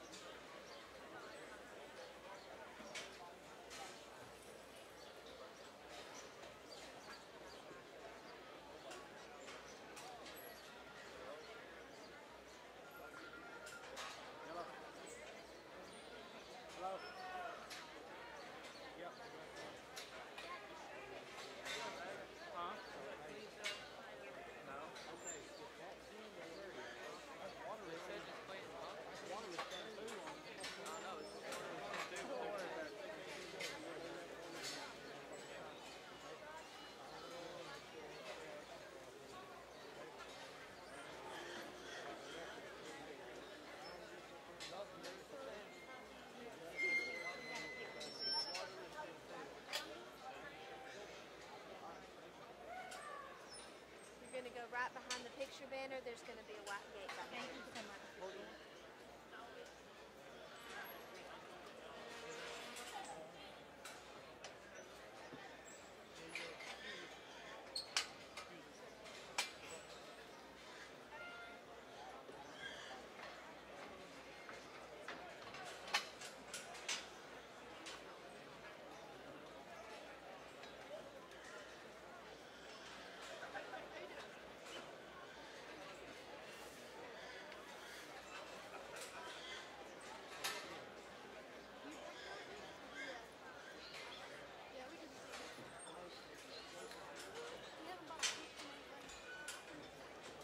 Hey, Ryan, give her a drink if she wants a drink.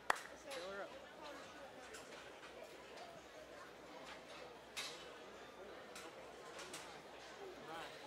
Ryan.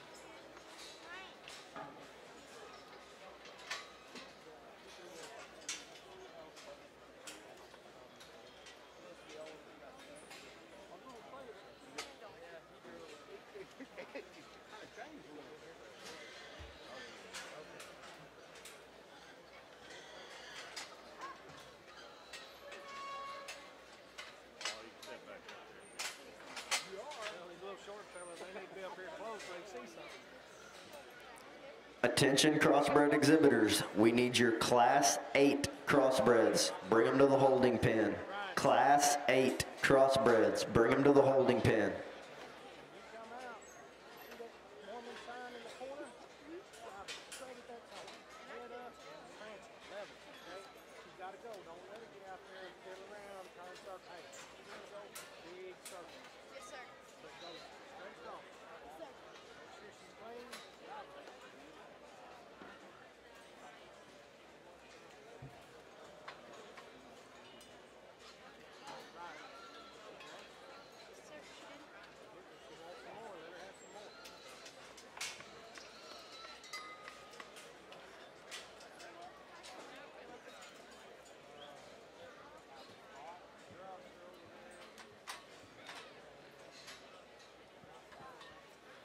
You crossbred exhibitors in the South Show Ring, you can be excused. Ladies and gentlemen, let's give them a nice round of applause. Again, we need your Class 8 crossbreds. Bring them to the holding pen. Class 8 crossbred. Bring them to the holding pen.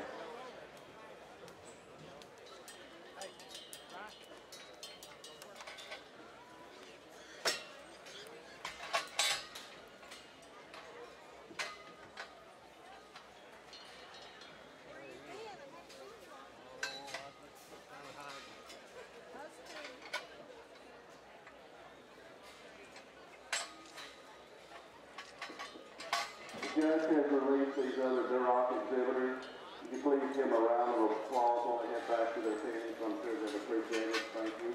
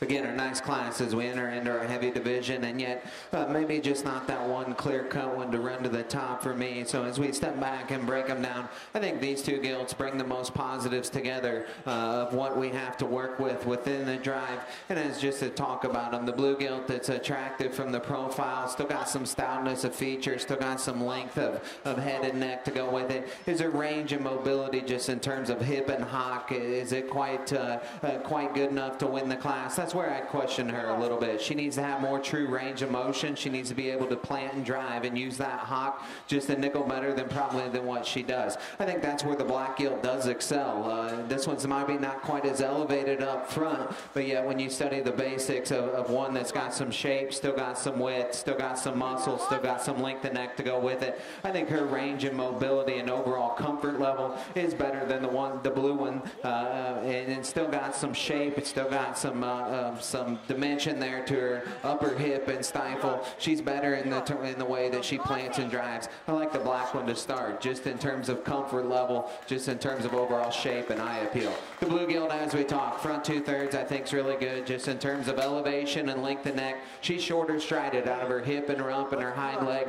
Doesn't have quite the range and mobility and just get out to cover the surface with quite as much ease and comfort, but I thought that was a nice gilt. I thought she was more naturally more feminine designed than the gilt that we bring out of 3. The one we bring out of 3 is certainly stout, without a doubt. Big-footed, stout forearm, really big hind leg, and yet at the same time, it's got plenty of shape and dimension up high. She's maybe not quite as feminine in her overall design. When you study her there through her rib shape, you look at her vulva set and her squareness to her hind leg. I didn't think she tracked quite as square there to the surface in the ground, but certainly if you're looking for one that's going to put some look, going to put some power and mass and overall substance in them, certainly that's a gilt you can look at come sale time. I just need to soften her up in her overall appearance, make her a nickel more feminine design. The white gilt is more feminine design than the one we had previously ahead of her, and at the same time, this is the frailest design gilt of our top 5. She gets frailer in her forearm. She doesn't have quite as much stoutness of feature to go with it. She too gets a little goofy out of her hip and hind leg, and her mobility there, her range of motion from hock to ground needs to be a nickel better. But still, in terms of femininity, look, and design and center body, certainly that's a nice gilt there to be in 4. As we come on down the line here in 5, this one's not as coordinated out of her hip and hind leg. She doesn't want to square quite as good. When you get right in behind her, she needs more range and mobility, needs more squareness out of her hip and hind leg. Once again, a good class. Let's give those kids a round of applause.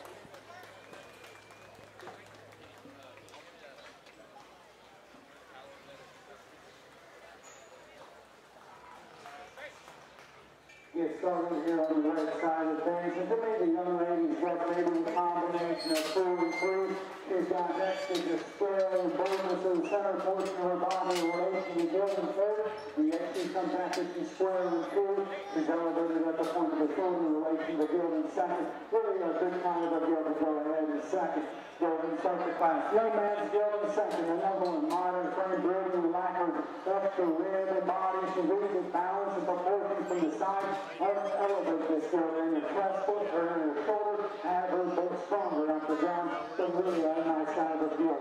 The young lady's Gilt in 3rd. Maybe not one to cooperate as well today, but you study the basics. This Gilt's extremely big chested, extremely big head. It's got foot and bone to read the balance with from the side. I need a little bigger cage in this Gilt to be able to go ahead and start the class. She just needs more center fill to balance up completely, but a nice kind of a Gilt.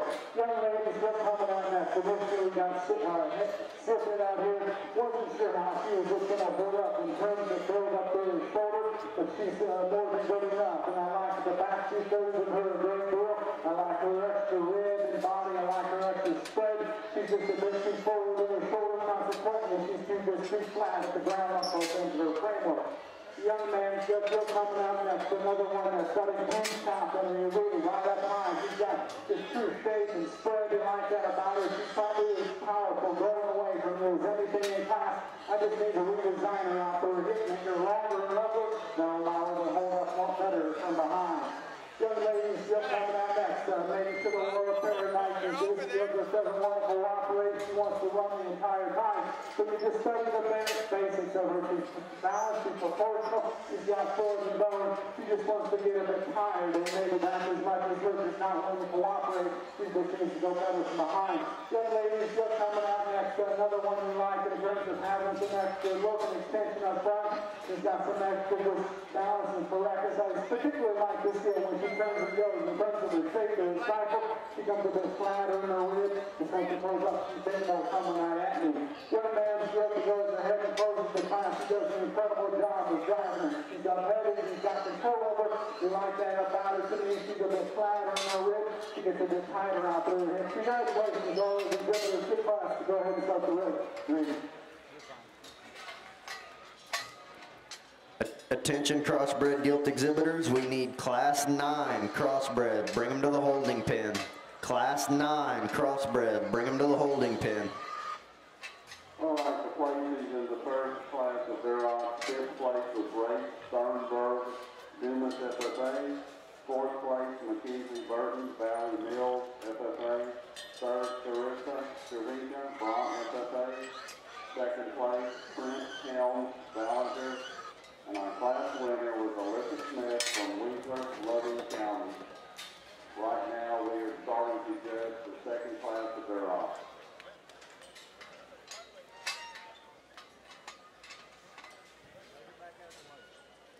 Placings in your Class 7 crossbreds. 7th place, Peyton Walker, Snyder FFA. 6th place, Micah Carter, Yoakum County 4-H. 5th place, Ryan Duncan, Brown County 4-H. 4th place, Owen Helms, Ballinger FFA. 3rd place, Caitlin Brooks, Burke Burnett FFA. 2nd place, Kendall Lowry, Yoakum FFA. And your Class 7 winner was Cannon Barker, Stephenville FFA. Let's give those exhibitors a nice round of applause.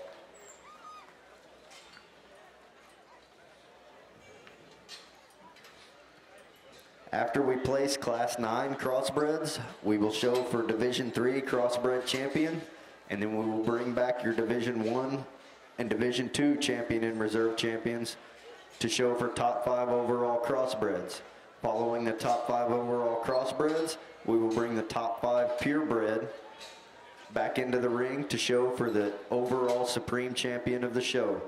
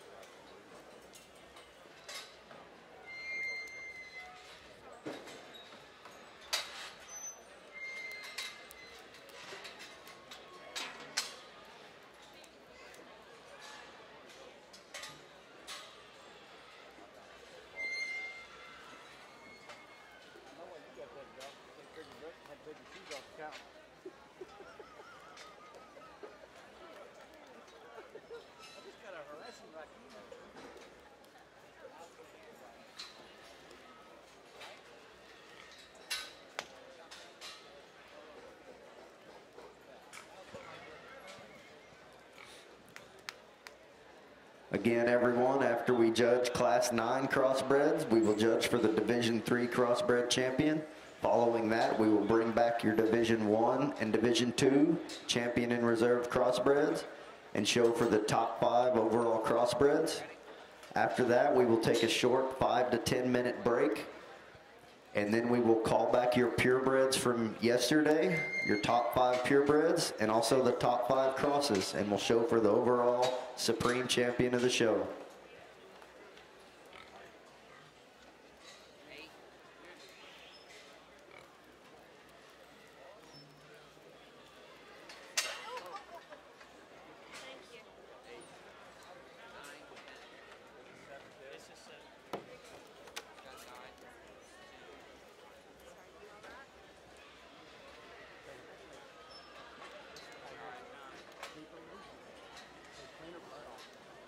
There's a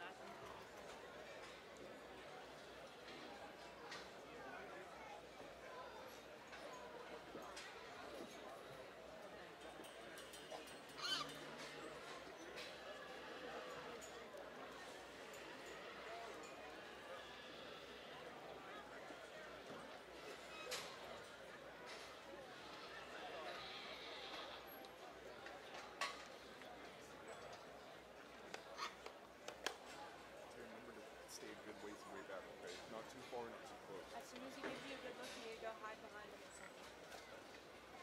Stay in the corner.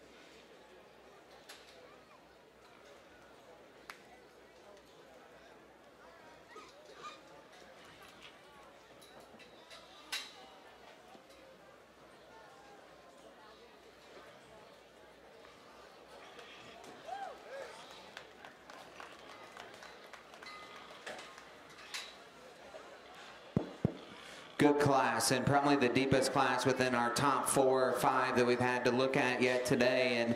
And yet I'm real happy with the one we're going to lead off, the predominantly white chromed up gilt. That one's sound and flexible and still square at the ground, both coming and going. You know, is she the EST gilt that has the most of anything? I don't know, but the hardest thing to do a lot of times, I think, breeding hogs is to get them to balance and get the build right. So if we can do those two things, I think that then we can start stacking on the extras. And just in terms of a sow and being functional, this one's a functional, still got look. She balances the best. She's still got look and extension up through her front 1/3. Reach and mobility is good. She's one of the squarest, just both coming and going. There in her chest floor, squareness and knee, the way she plants and drives out of her hip and hind leg. I like her overall muscle pattern, just probably a nickel more than the one we got in second. The one we got in second, I certainly would admit this gilt is more naturally more powerful. She's got a bigger blade, she's got a bigger rib cage, and she does have more just overall dimension of muscle there from behind.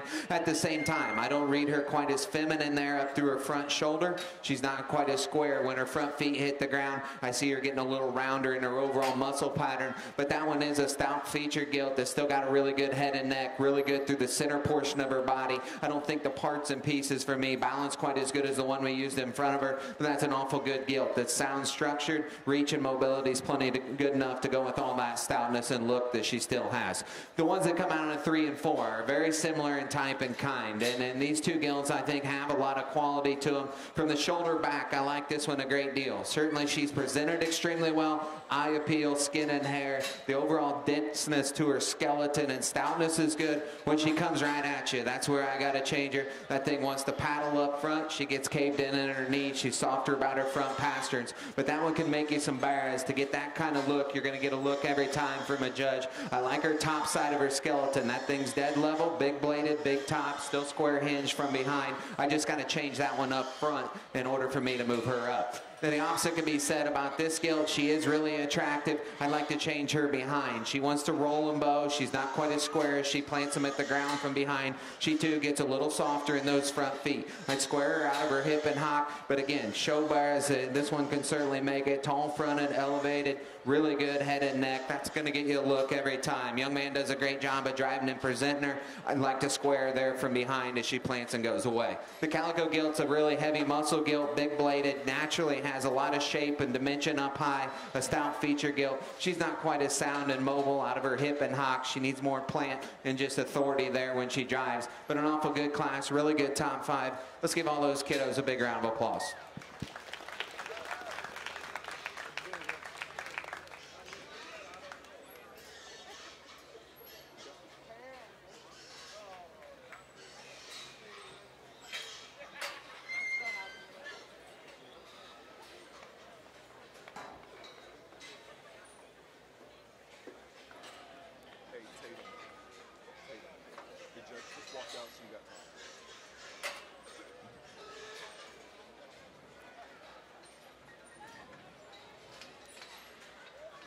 Attention crossbred exhibitors, we need your first and second place winners from Class 7 crossbred. Bring them to the holding pen.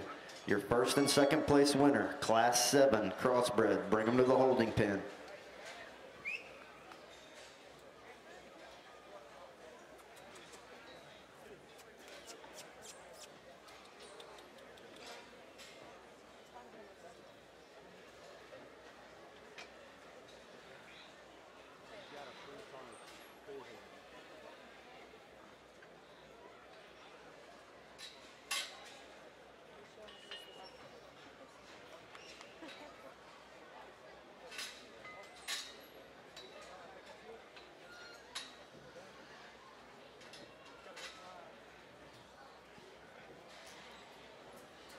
Placings in your Class 8 crossbred.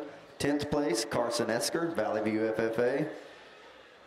9th place, Alexandria Naglin, Atascosa County 4-H. 8th place, Lawson Canales, Randall County 4-H. 7th place, Grace Dean, Abilene Wiley FFA. 6th place, Morgan Johnson, Denver City FFA. 5th place, Eli Felkman, Wall FFA. 4th place, William Stanley, Valley FFA. 3rd place, Diego Calderon, Hudspeth County 4-H. 2nd place, Hagen Hoffman, Glasscock County 4-H. And your Class 8 winner was Ty Gerngros, Wall FFA. Let's give those exhibitors a nice round of applause.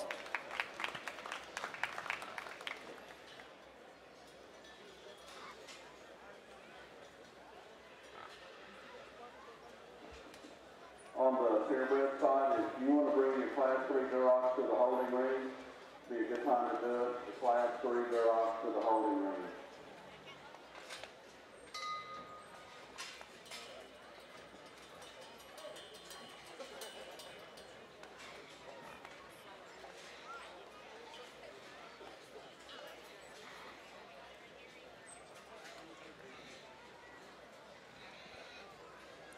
You crossbred gilt exhibitors in the South Show Ring, you can be excused. Ladies and gentlemen, let's give them a nice round of applause. Again, we need your first and second place winner from Class 7 crossbred to bring them to the holding pen. Your first and second place winner, Class 7 crossbreds, bring them to the holding pen.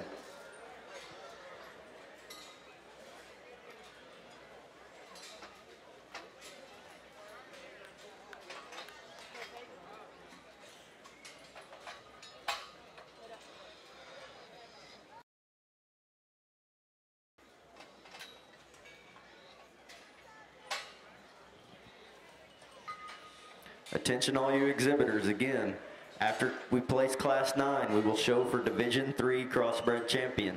Following Division 3 Crossbred Champion, we will call Crossbred Champion and Reserve Champions and show for Top 5 Crossbred of the show.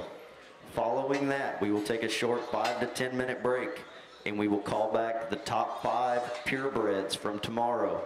And the Top 5 Purebreds will show against the Top 5 Crossbreds for the overall Supreme Champion of the show.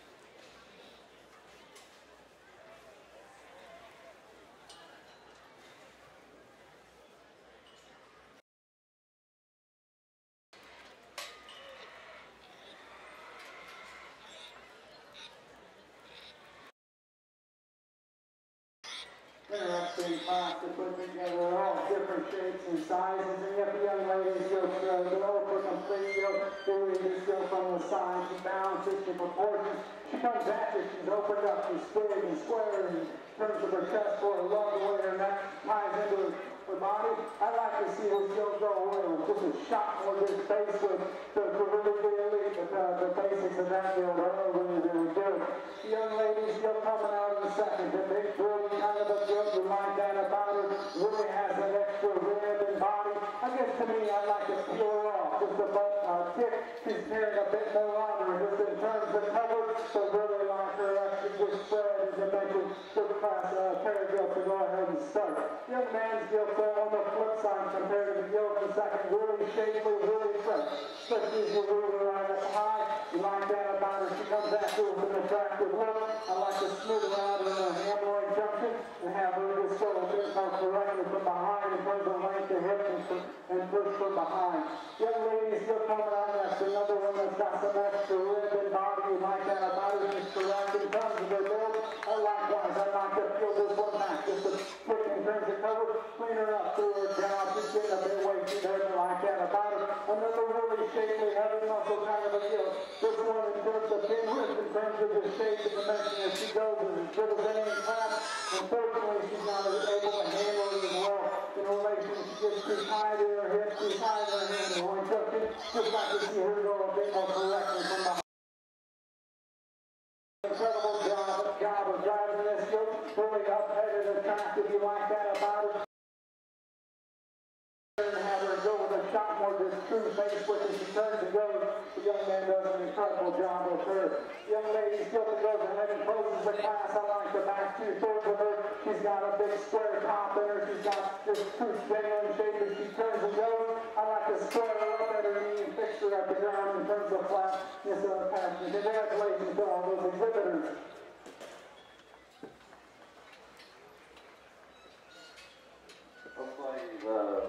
Class 2 results were 5th place, Ashley Valdez, Flint FFA. 4th place, Brady Kidd, Florida County 4-H. 3rd place, Reagan Helms, Balancers, FFA. 2nd place, County Nickel, Waller FFA. And our class winner was Jeremy Sorrell from Fort Elliott FFA. We're now judging the 3rd class of their off.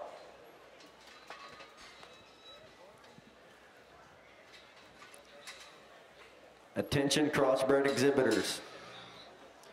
We need your champion and reserve champion Division I crossbred. Bring them to the holding pen. We also need your champion and reserve champion.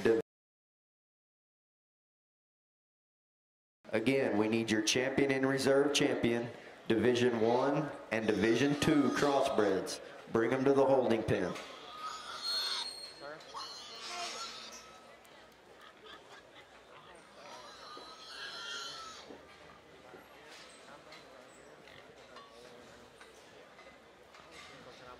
The donors this year for the champion cross.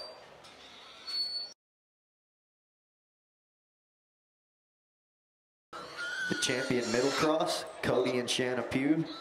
The champion heavy cross, West Texas Boar Stud. If you donated one of these buckles, please make your way to the ring for when we show for the overall champion cross. You can present your buckle to the winner.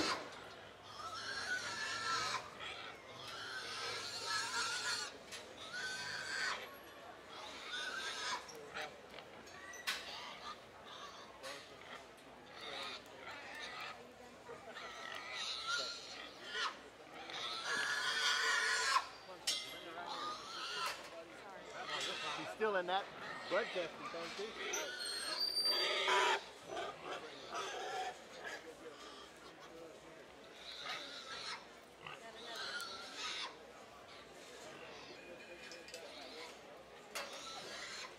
That's her.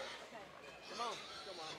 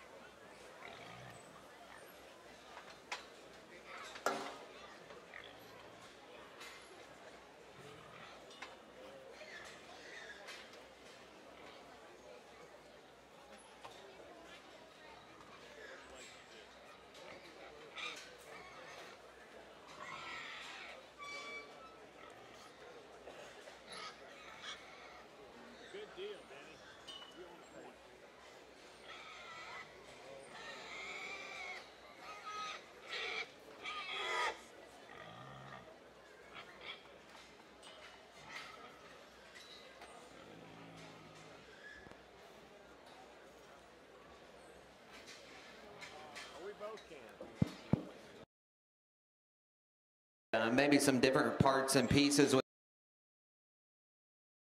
which one is the most complete, and yet there's maybe an area or two that we change with each of them, but just in terms of stoutness of feature and just in terms of range and mobility, I think the young ladies Gilt does it better of the two out here. Just in terms of flex to her hock, ideally I'd change her up through her head and neck and just change her there and square her in her knee and pasterns ever so slightly, but I think that one's got the advantage in terms of stoutness, that one's got the advantage just in terms of bulk and shape, her range and mobility in terms of hip and hock, her stoutness to her skull and jaw is just a nickel better than the one we've got in second.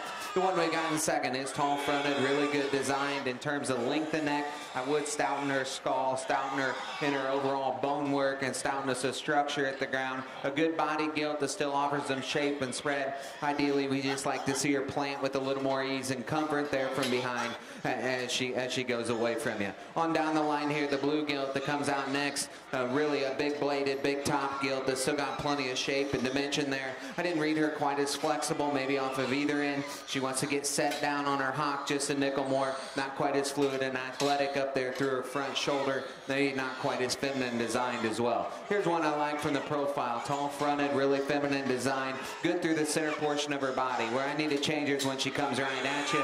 She wants to get way in under her knee. She's a little softer in her front pasterns. I'd stouten her just a nickel there at the ground, but good in terms of center body, good in terms of look and design. We just got to square that one up front for me to move her up. Here's a sound structure Gilt that offers us some foot size and bone. There's just not quite as much to her when you get right on top of her. She gets a little plainer in her shape there out of her blade. She gets a little plainer and flatter in her rib as well. But once again, a nice class. Let's give all those kids a round of applause.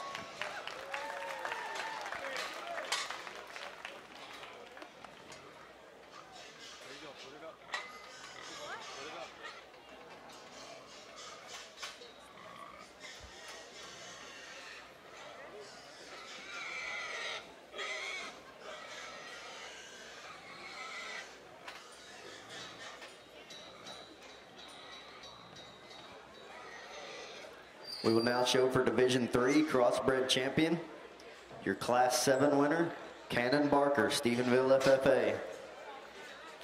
Your second place in that class was Kendall Lowry, Yoakum FFA.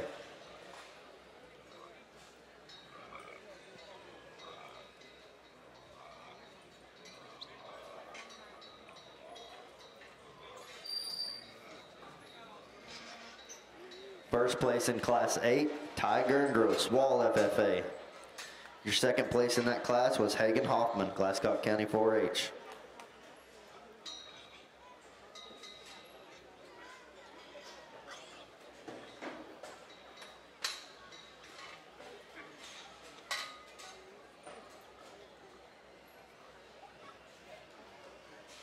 Your Class 9 winner was Tatum Grady, Albany FFA. Second place in that class was Tiger and Gross, Wall FFA.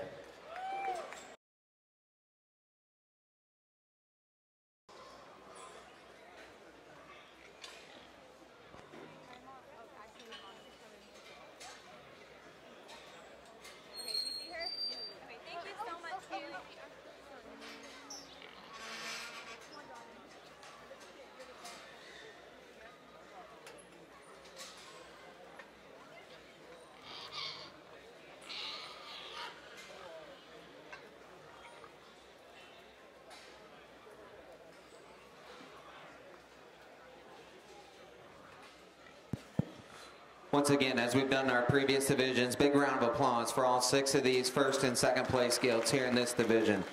Once again, a good division, maybe some parts and pieces to work through, and I guess as we break them down out here, there's one that balances extremely well. It's still flexible, still got look, and still got shape and dimension to go with it. Square when she comes at you, square when she leaves you. Young man's Gilt right here is our champion in Division 3.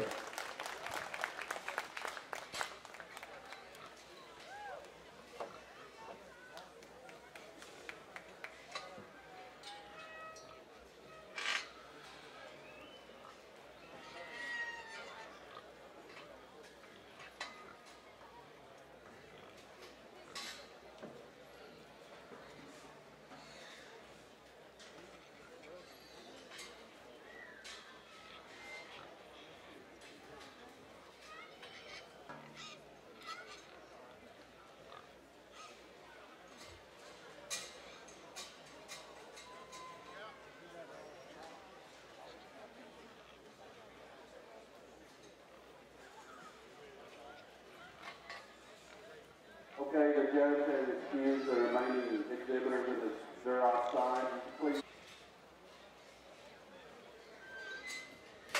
Again, as we drop in the second place, as we talked to her in class, Gilt, just in terms of shape and blade and shape and dimension up high, still really good through her center portion of her body, still got some stoutness of feature to go with it. Maybe square, just a nickel as she comes at you, and that's the area we change. But we like that one the second best, just to put in terms of totals. Young man, second place, Gilt will be reserved.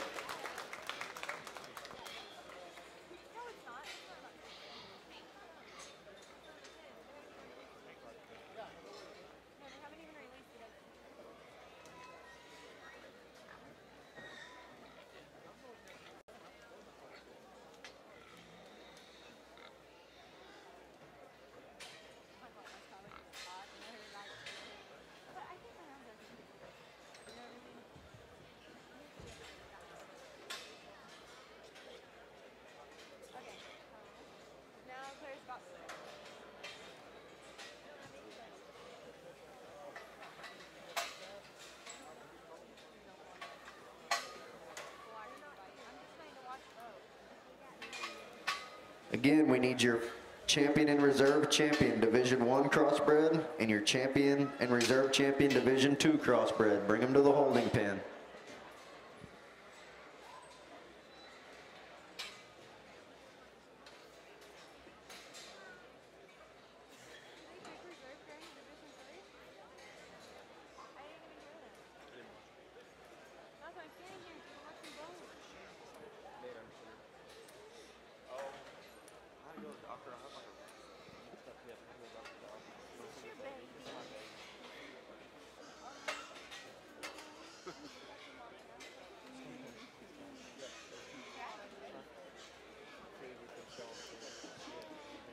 We're going to go ahead and call the last class, the Duroc Class 4. Please make your way to the holding pen. The last class, the Duroc Class 4.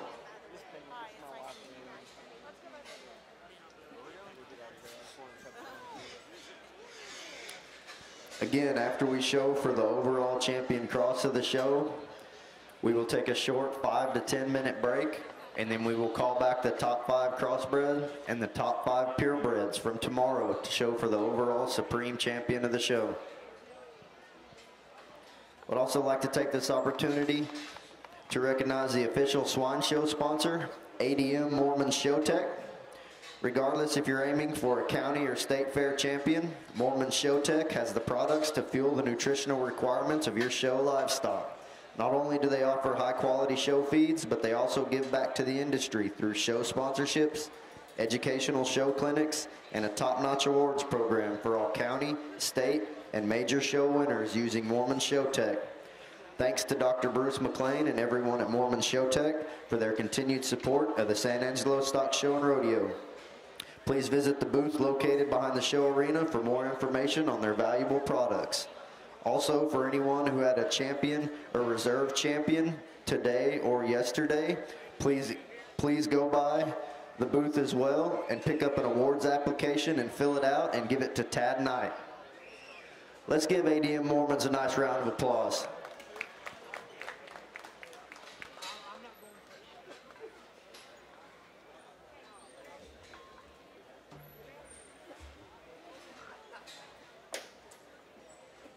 All right, ladies and gentlemen, we're ready to show for the top 5 overall crossbreds of the show.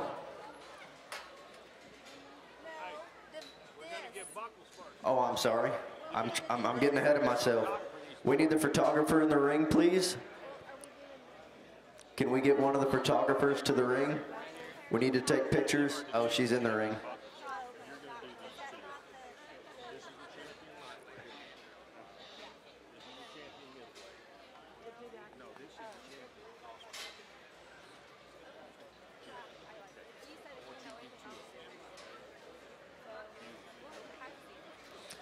We're going to hand out the buckles now to the champion crosses.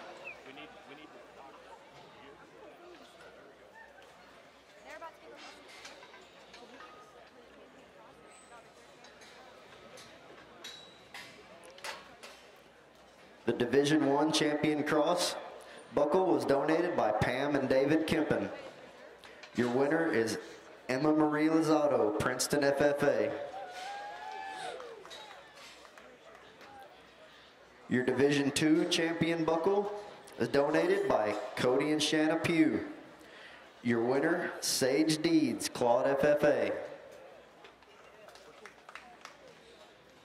Your Division III heavy cross buckle was donated by West Texas Boar Stud. Your winner, Ty Gerngross, Wall FFA.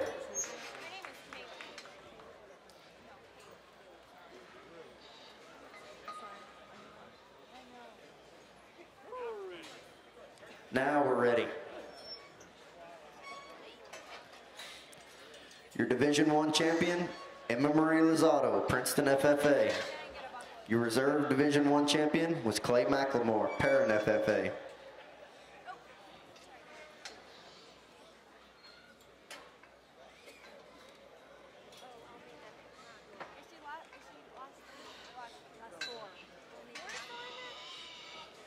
Your Division II crossbred champion, Sage Deeds, Claude FFA.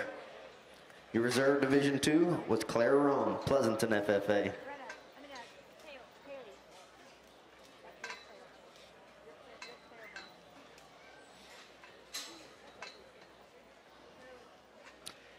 And your Division III heavy champion, Ty Gerngross, Wall FFA.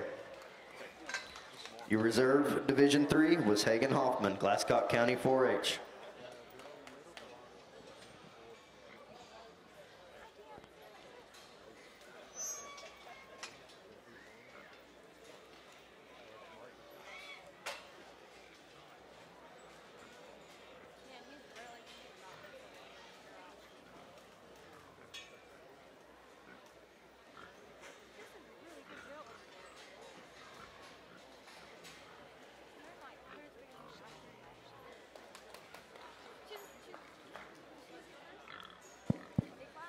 Once again, I thought we had a real nice cross show to work through today. Not big in numbers, but I think the depth and quality in these three out here, I'm real happy with. And if you would, as we've done in the previous divisions, let's give all three of these division winners and these kids a big round of applause.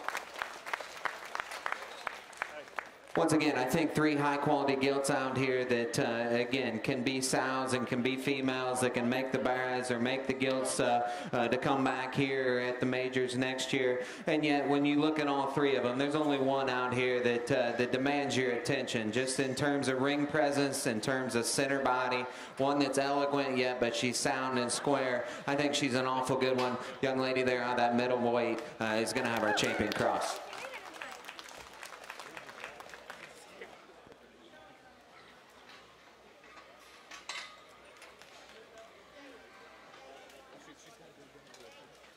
Over here on the right side of things, really a nice kind of a deal to go ahead and win this class. I like this field in terms of her squareness of build, her correctness of build, and the effort she maybe beats a couple of deals down the line. She's still fresh in her shape, she's still correct in her angles, particularly after her hop into her passion. Good kind of a deal to go ahead and win the class.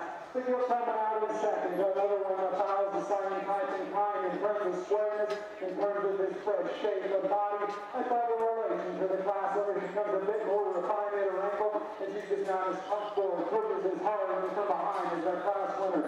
So the elephant in the room, like I said, the challenge for me was the Gilt in third. I love this one from the side. She's hard-shouldered, she's level, she's direct, she's got big legs. I love all those things about her, and yet I love the class of what's out here. She comes after making as narrow as anything, but with the basics in terms of the build and correctness, identify with a great deal. The other lady is still coming out next. A good kind of a deal you like in terms of having some extra spread up high. You like her in terms of having some extra pin shape from behind. To me, she becomes a bit more refined in her makeup. She gets a bit just shorter and choppier in her step from behind. The other man does a nice job coming out next. Another one we like in terms of her neck and her extension. We like that about her in terms of her questions, her shape. Comes a bit more refined to the ground, a bit flatter in her overall makeup at the ground up front.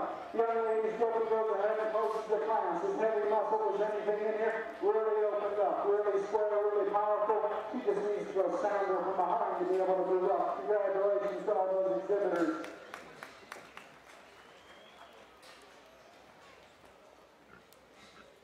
Okay, the results, class 3, they're off 6.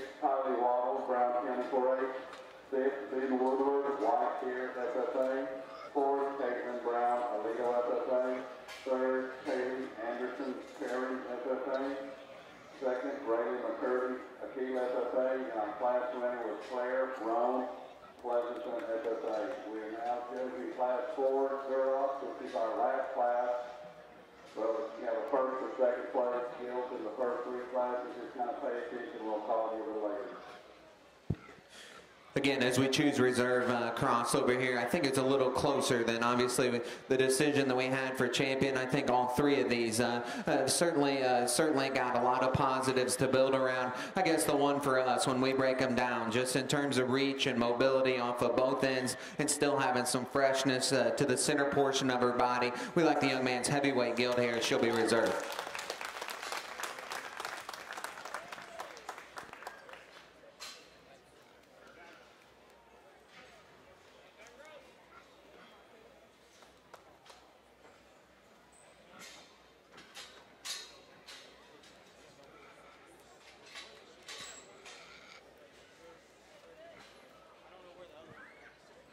We'll now be selecting our top 5 crosses. We need second from our, Folks, listen up. When we get through picking these top 5 crosses, we're going to take about a 15-minute break. If you have the top 5 purebreds, go get them up and get them ready. Top 5 crosses, go back to your pens, freshen up, and we'll call you back when we get through at the break.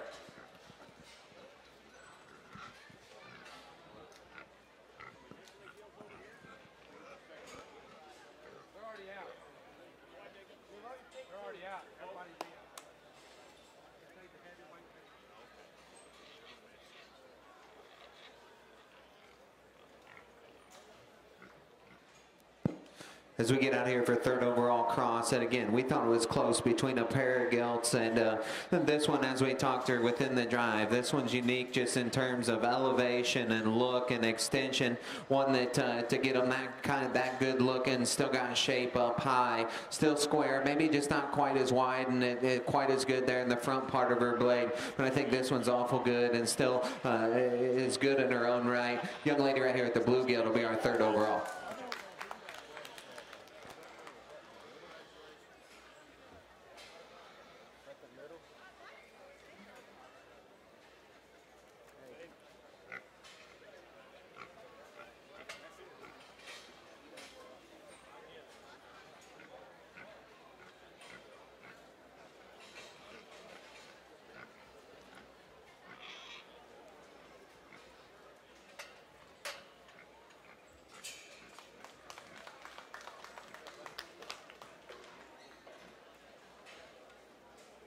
Top 5.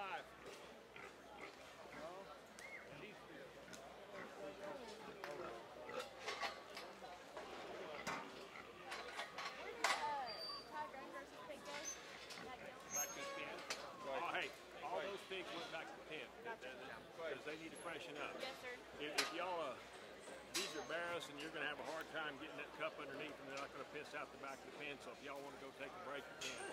Okay? So we won't have her out inside of that. We'll send them y'all's way as soon as we get through. Very good. We'll send them your way. Yeah, because they're not going to be hard to get. Well, I didn't figure they were going to bring them over here before you. No. I want to let them go freshen up. There's just 2 of them. Yeah. Overall. Yeah. Well, you're going to get no less than 2 from me and no more than 4. Well, yeah, they're both purebreds or overall and reserve. Well, that's right. I mean, that would be cool. Because all we lack is the... Again, ladies and gentlemen, we're going to take a 15-minute break, and then we'll call back the top 5 crossbreds and the top 5 purebreds from yesterday.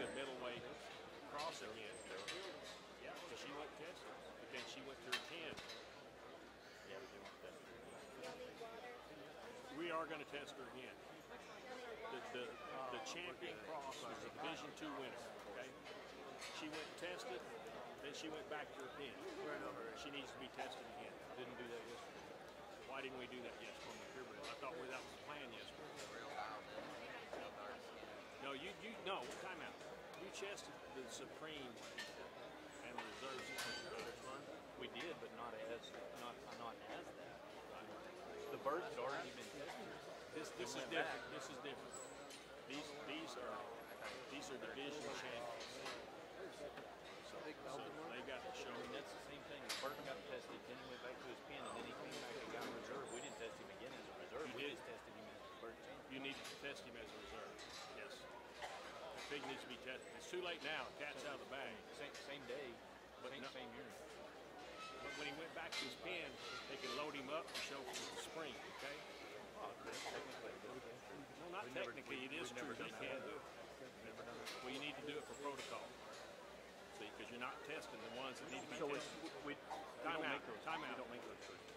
As long as the pig, you don't test them until after they get through showing. If you test them before that and they show again, you need to test them again after they show. And that needs to be stated before the show ever starts. We don't make those decisions. The only ones we're going to test today is if the purebred wins at the end of the day, we'll retest. Correct. Okay, why? You didn't test the Berkshire yesterday. She went back to her pen. You tested her after she was champion, but you didn't test her when she came back to show for spring. That was a mistake. Can't do it today. Different day. That's what I'm saying. We do it on the barrel. If the purebred Okay, let me tell you the protocol, and of course the show needs to handle this, but legally, those pigs don't need to be tested until they're through showing. Now, to accommodate you guys, so we don't have so many coming at one time, That's why we do it. that way. But we've got to make sure that when they all come back, the two that win get tested again. You see? Now, The two Supreme Judge.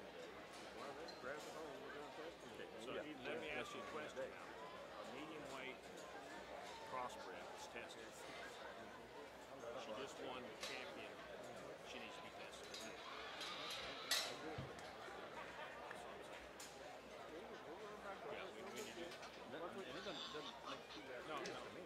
But Well, it's really not y'all's call to make. it's not. Yeah, that's right.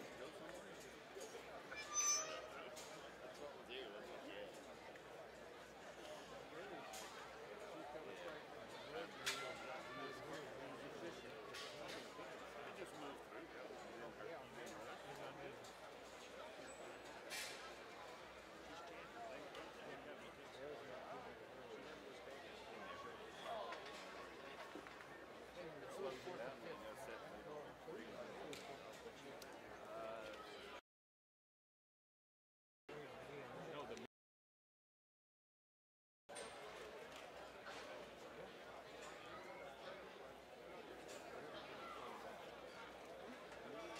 Excuse me, sir.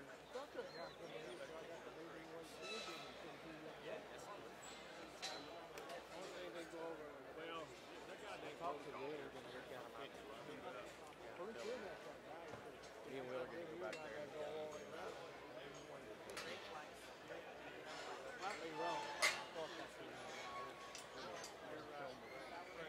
She'll be tested.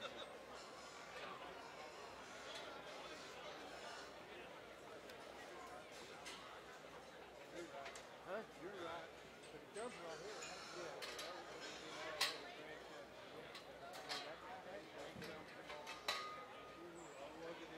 Okay, these exhibitors and the ring are excused here. Would you please give them a round of applause for their efforts?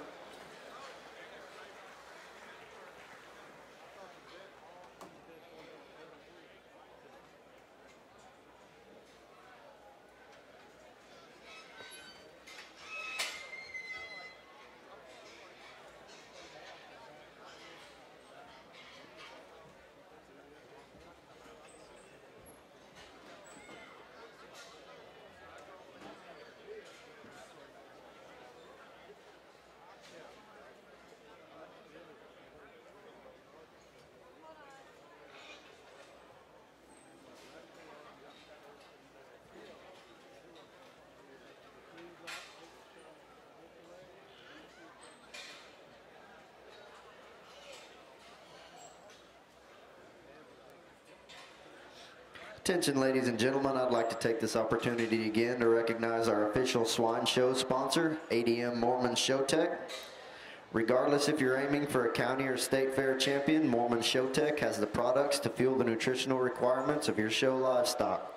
Not only do they offer high quality show feeds, but they also give back to the industry through show sponsorships, educational show clinics, and a top-notch awards program for all county, state, and major show winners using Mormon Show Tech. Thanks to Dr. Bruce McLean and everyone at Mormon Show Tech for their continued support of the San Angelo Stock Show and Rodeo.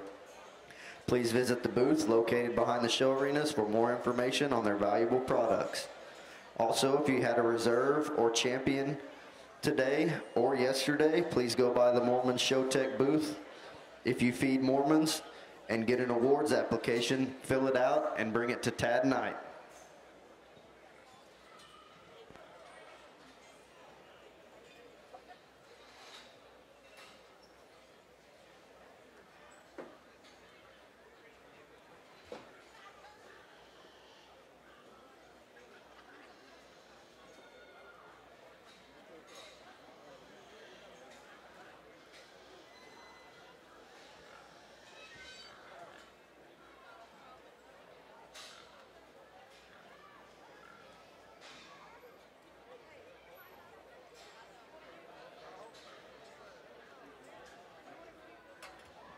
Now, do you have a list of all these?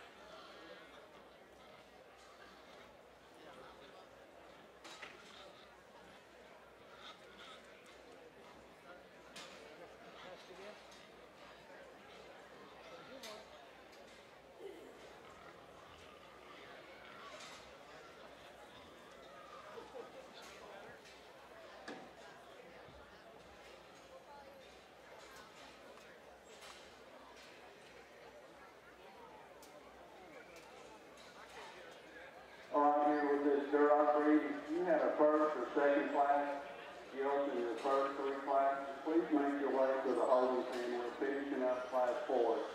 So if the Duroc breed, if you had a first or second class, please make your way up here. Thank you.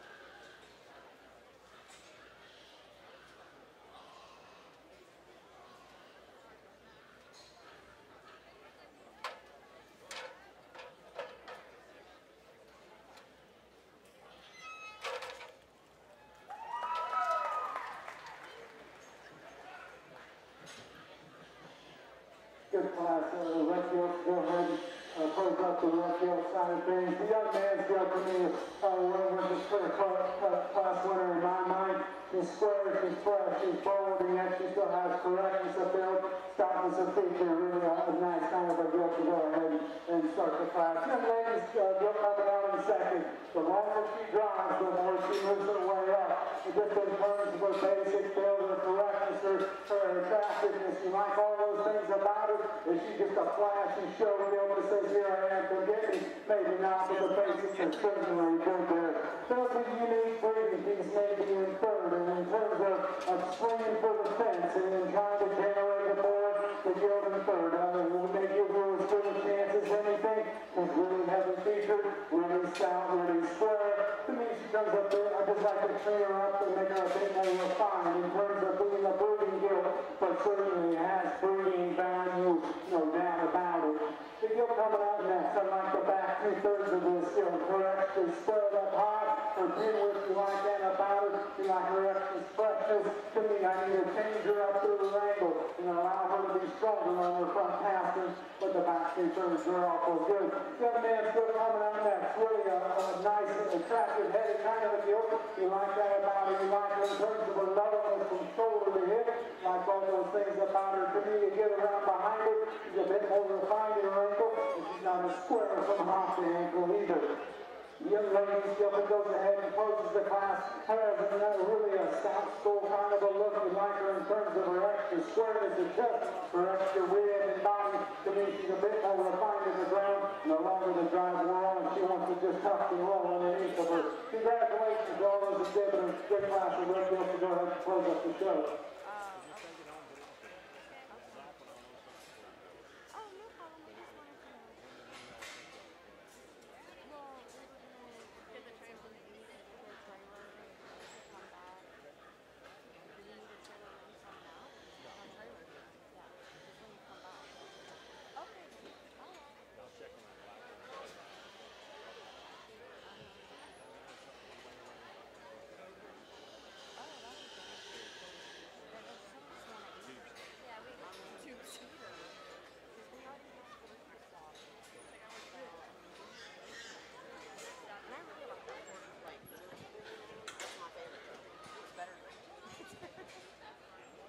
Attention in the barn, would you bring your top 5 purebreds and top 5 crossbreds to the holding pens at this time?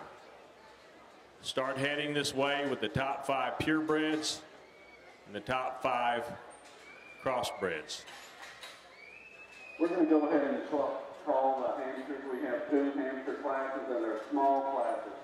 So class 1, make your way to the ring, and class 2, it's a small class ahead of you, so don't be too far off.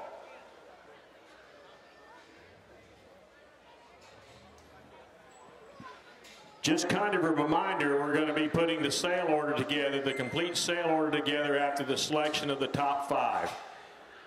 I would ask that if you are considered for the sale, please hold off on feeding and watering your Gilt. We need to have those Gilts fairly hungry when they come up here for the picture taking. So don't slop them right now.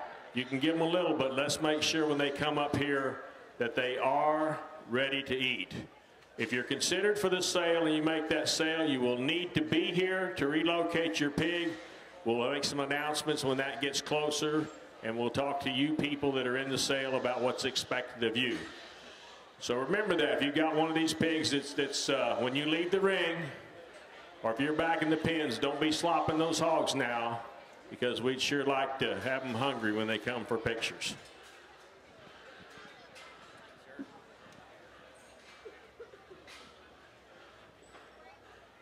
The results on class 4 Duroc 6 was Eliza Gallegos from Reagan County 4A, 5th, Tyler Booker, Midland County 4A, 4th, Ashlyn Huddleston, Alito FFA, 3rd, Brenna Bell, Greenwood FFA, 2nd, Michaela Hedrick, Chico FFA, and our class winner was Huffman, Keatley, Albany FFA.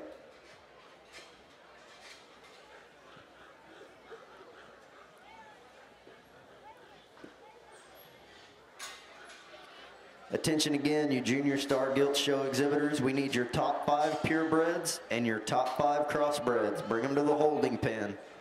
Top 5 purebreds and top 5 crossbreds. Bring them to the holding pen.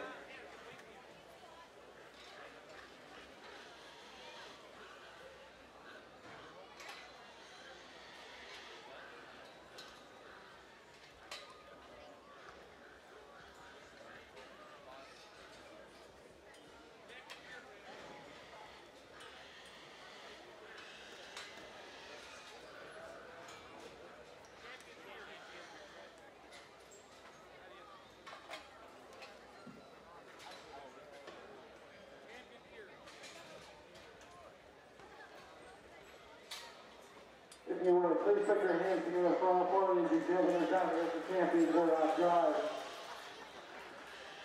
You know, I thought it was a good breed, maybe a lot of different pieces and together and make you get out here for champion drive. And I think all 4 of these fit the same type and time with a good sound structure, kind of Gilt. They got more than enough in terms of muscle to correct in terms of their angles and their feet and legs.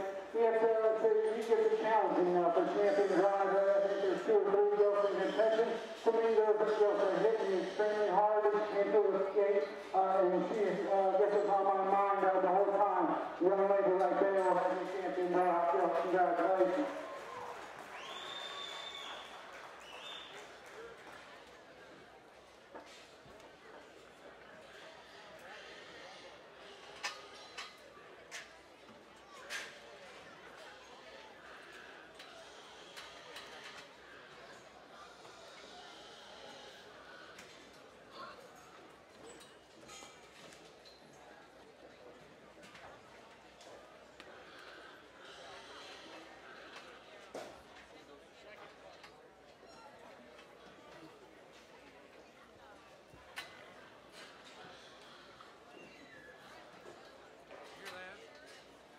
For reserve, I think it's equally as close. There's another good out here just in terms of the sheer mass and power and spread and dimensions of the India reserve. Young man on the class to be reserved. You're up, Gilt. Congratulations.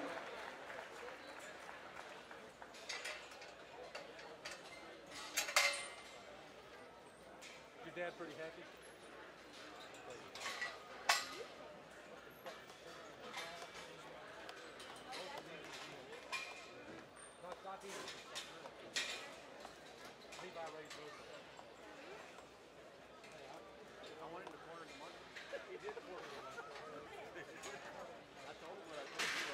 My champion girl was exhibited by Alyssa Smith from Windsor, Loving County. Reserve champion was Husband from Albany, SFA. We're now judging the youngest class of Hampshire. And both Hampshire classes are real small, so if you have a class 2 Hampshire, be on standby. Thank you.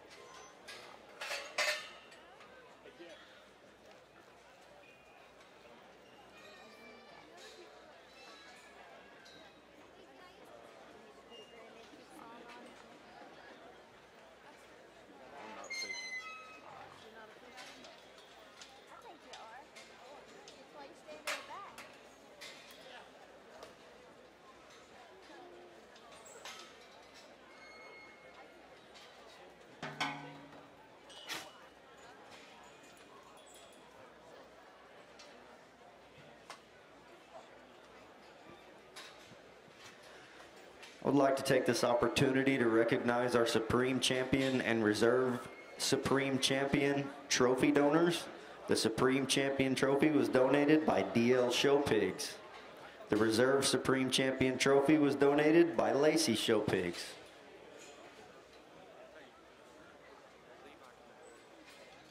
All right, let's call the second class of Hampshires. Once again, it's a small class. The second class of Hampshires, please make your way to the show ring, to the holding pen.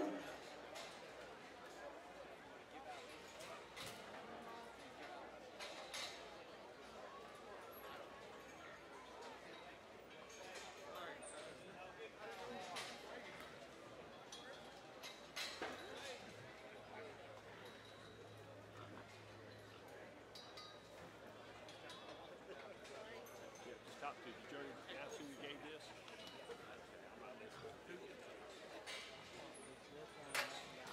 All right, ladies and gentlemen, we're ready to get underway for the Supreme Championship Drive. Your Grand Champion Purebred was shown and exhibited by Lawson Canales, Randall County 4-H. I'm going to go ahead and announce the top 5, even though we're not turning them all out. Your Reserve Champion Purebred was Sierra Lackey, Kerr County 4-H. Your 3rd overall Purebred was Taylor Dushek, Nueces County 4-H.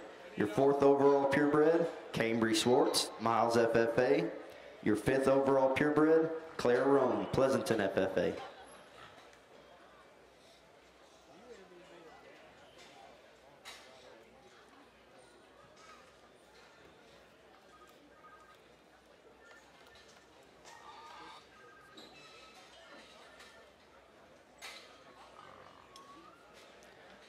The Grand Champion Cross, shown and exhibited by Sage Deeds, Claude FFA.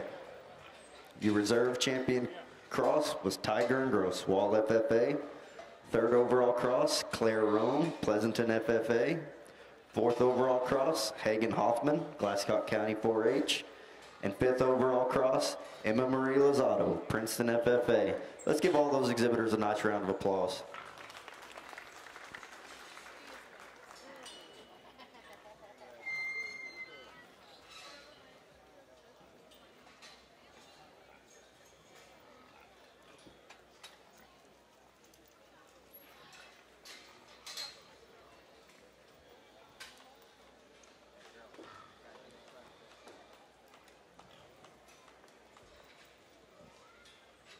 You guys just let them sit for a minute. Once again, I think a great way to conclude our last 2 days here, and I thought Seth and I, we had a really good purebred show yesterday, and then certainly had a high-quality set of gilts to work through today. And before we go any further, I would like to say thanks to the committee, anybody that's involved with the St. Angelo Stock Show and the opportunity in the gilt show here. I sincerely say thank you for the opportunity to come out here and not only evaluate the gilts, but more importantly, the opportunity for Seth and I to work with your young people. And if we would, it takes an army, whether you're putting on a show this large or you're putting on any show. I've been a part of them, and so is Seth, and trying to organize everything behind the scenes. It certainly takes countless hours. It takes a lot of volunteers. It takes a lot of people swinging gates, checking pigs in. And again, you can't have something run this smooth like it has the last 2 days without a tremendous amount of volunteers and financial support from outside donors. So if you would, I'd ask you around ringside, give all these people that help put on this show a big round of applause. Next, I'd like to thank the parents, FFA teachers, grandma, grandpas, aunts and uncles, brothers and sisters, whoever allowed these kids and helped not only financially, but also helped with all the work at home to be able to get to a show. I think showing livestock is one of the best things that we can raise our kids doing. It teaches us, it teaches those kids many life lessons, and I sincerely believe that, and that's not possible without the people at home and the people that support them on a daily basis to get them to this point. Whether they're in these pens or they're back there, they've already went home. Thank you to those mentors, those parents, and I'd ask if you would give them a big round of applause for their support. Once again, thanks to the kids, each and every kid that's been through here. Seth and I were talking there last night. You know, you get a judge we've had the opportunity to judge at quite a few different on quite a few different stages in quite a few different parts of the country, but it's always fun to come to Texas, and I sincerely mean that. These kids are first class, they're polite, even when their hog didn't get chose to come up here, and you would tell them something that about the hog, it was always yes sir. And they always had a smile on their face. They weren't shaking their head. So I sincerely thank you guys here, not only at St. Angelo, but the state of Texas, for raising some first-class kids to be leaders of our country and our communities going forward.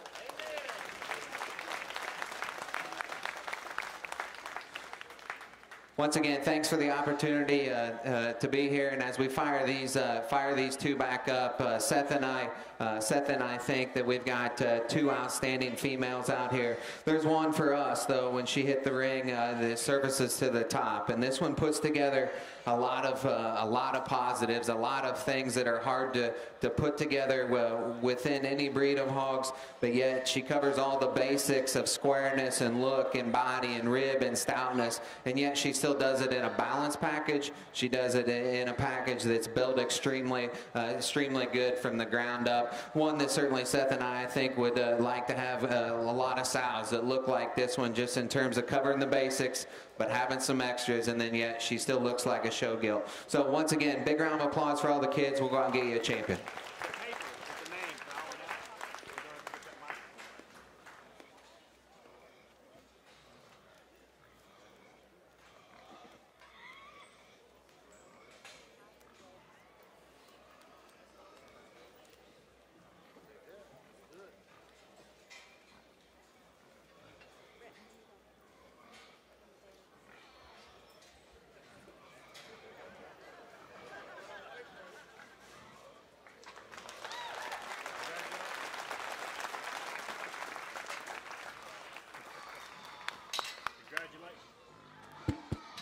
Congratulations to Sage Deeds, Claude FFA, with their champion crossbred. It will be our Supreme Champion Gilt.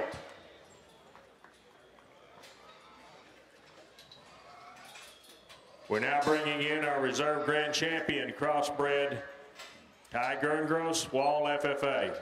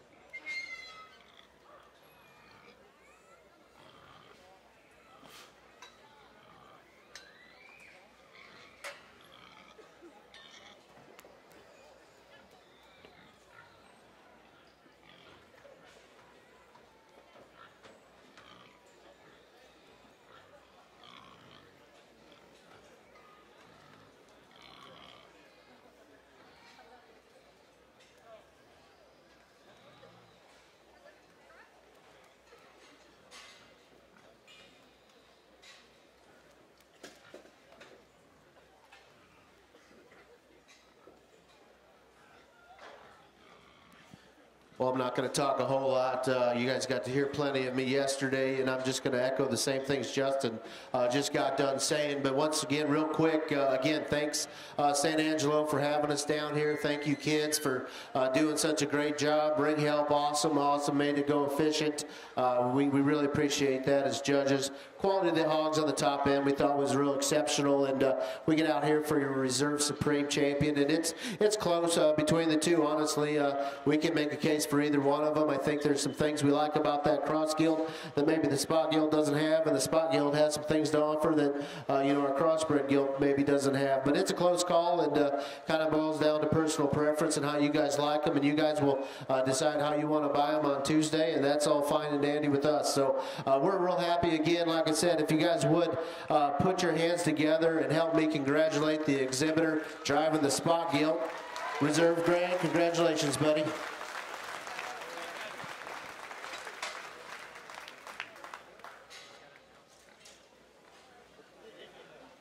Congratulations to Lawson Canales, the Randall County 4-H, with his champion spot, grand champion purebred, our reserve Supreme Champion.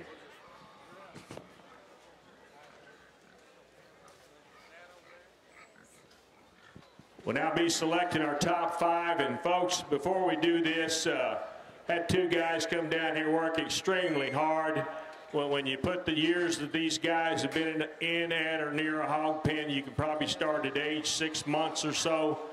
These guys, both of them, make their living raising hogs, and that's the kind of guys we like to use to judge these shows. They've read their pedigrees to you a couple of times during the day, but they've worked extremely hard, done an excellent job. All these youngsters saw and spoke to. And folks, get together now and give Sage and Seth and Justin a big round of applause. Thank you guys, a job well done.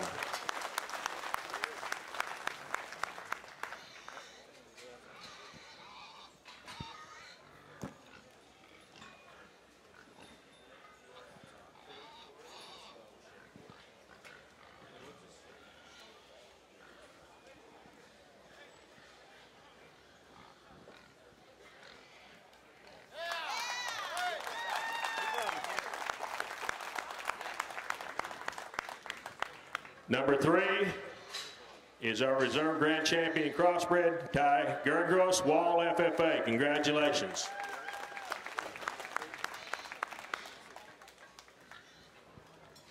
I spoke to a couple of you kids about getting some tests done here. Make sure you go that way. Now we have Claire Roan, our 3rd overall crossbred from Pleasanton FFA.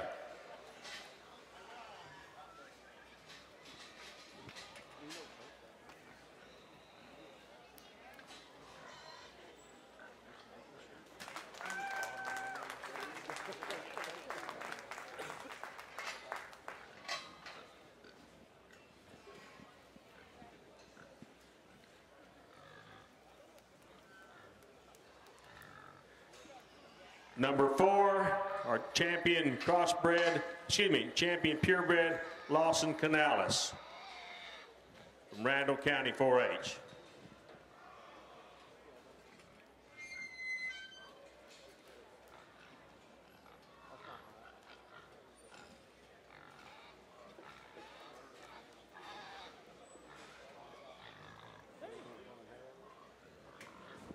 My bad, we've got the number, Taylor Dusick.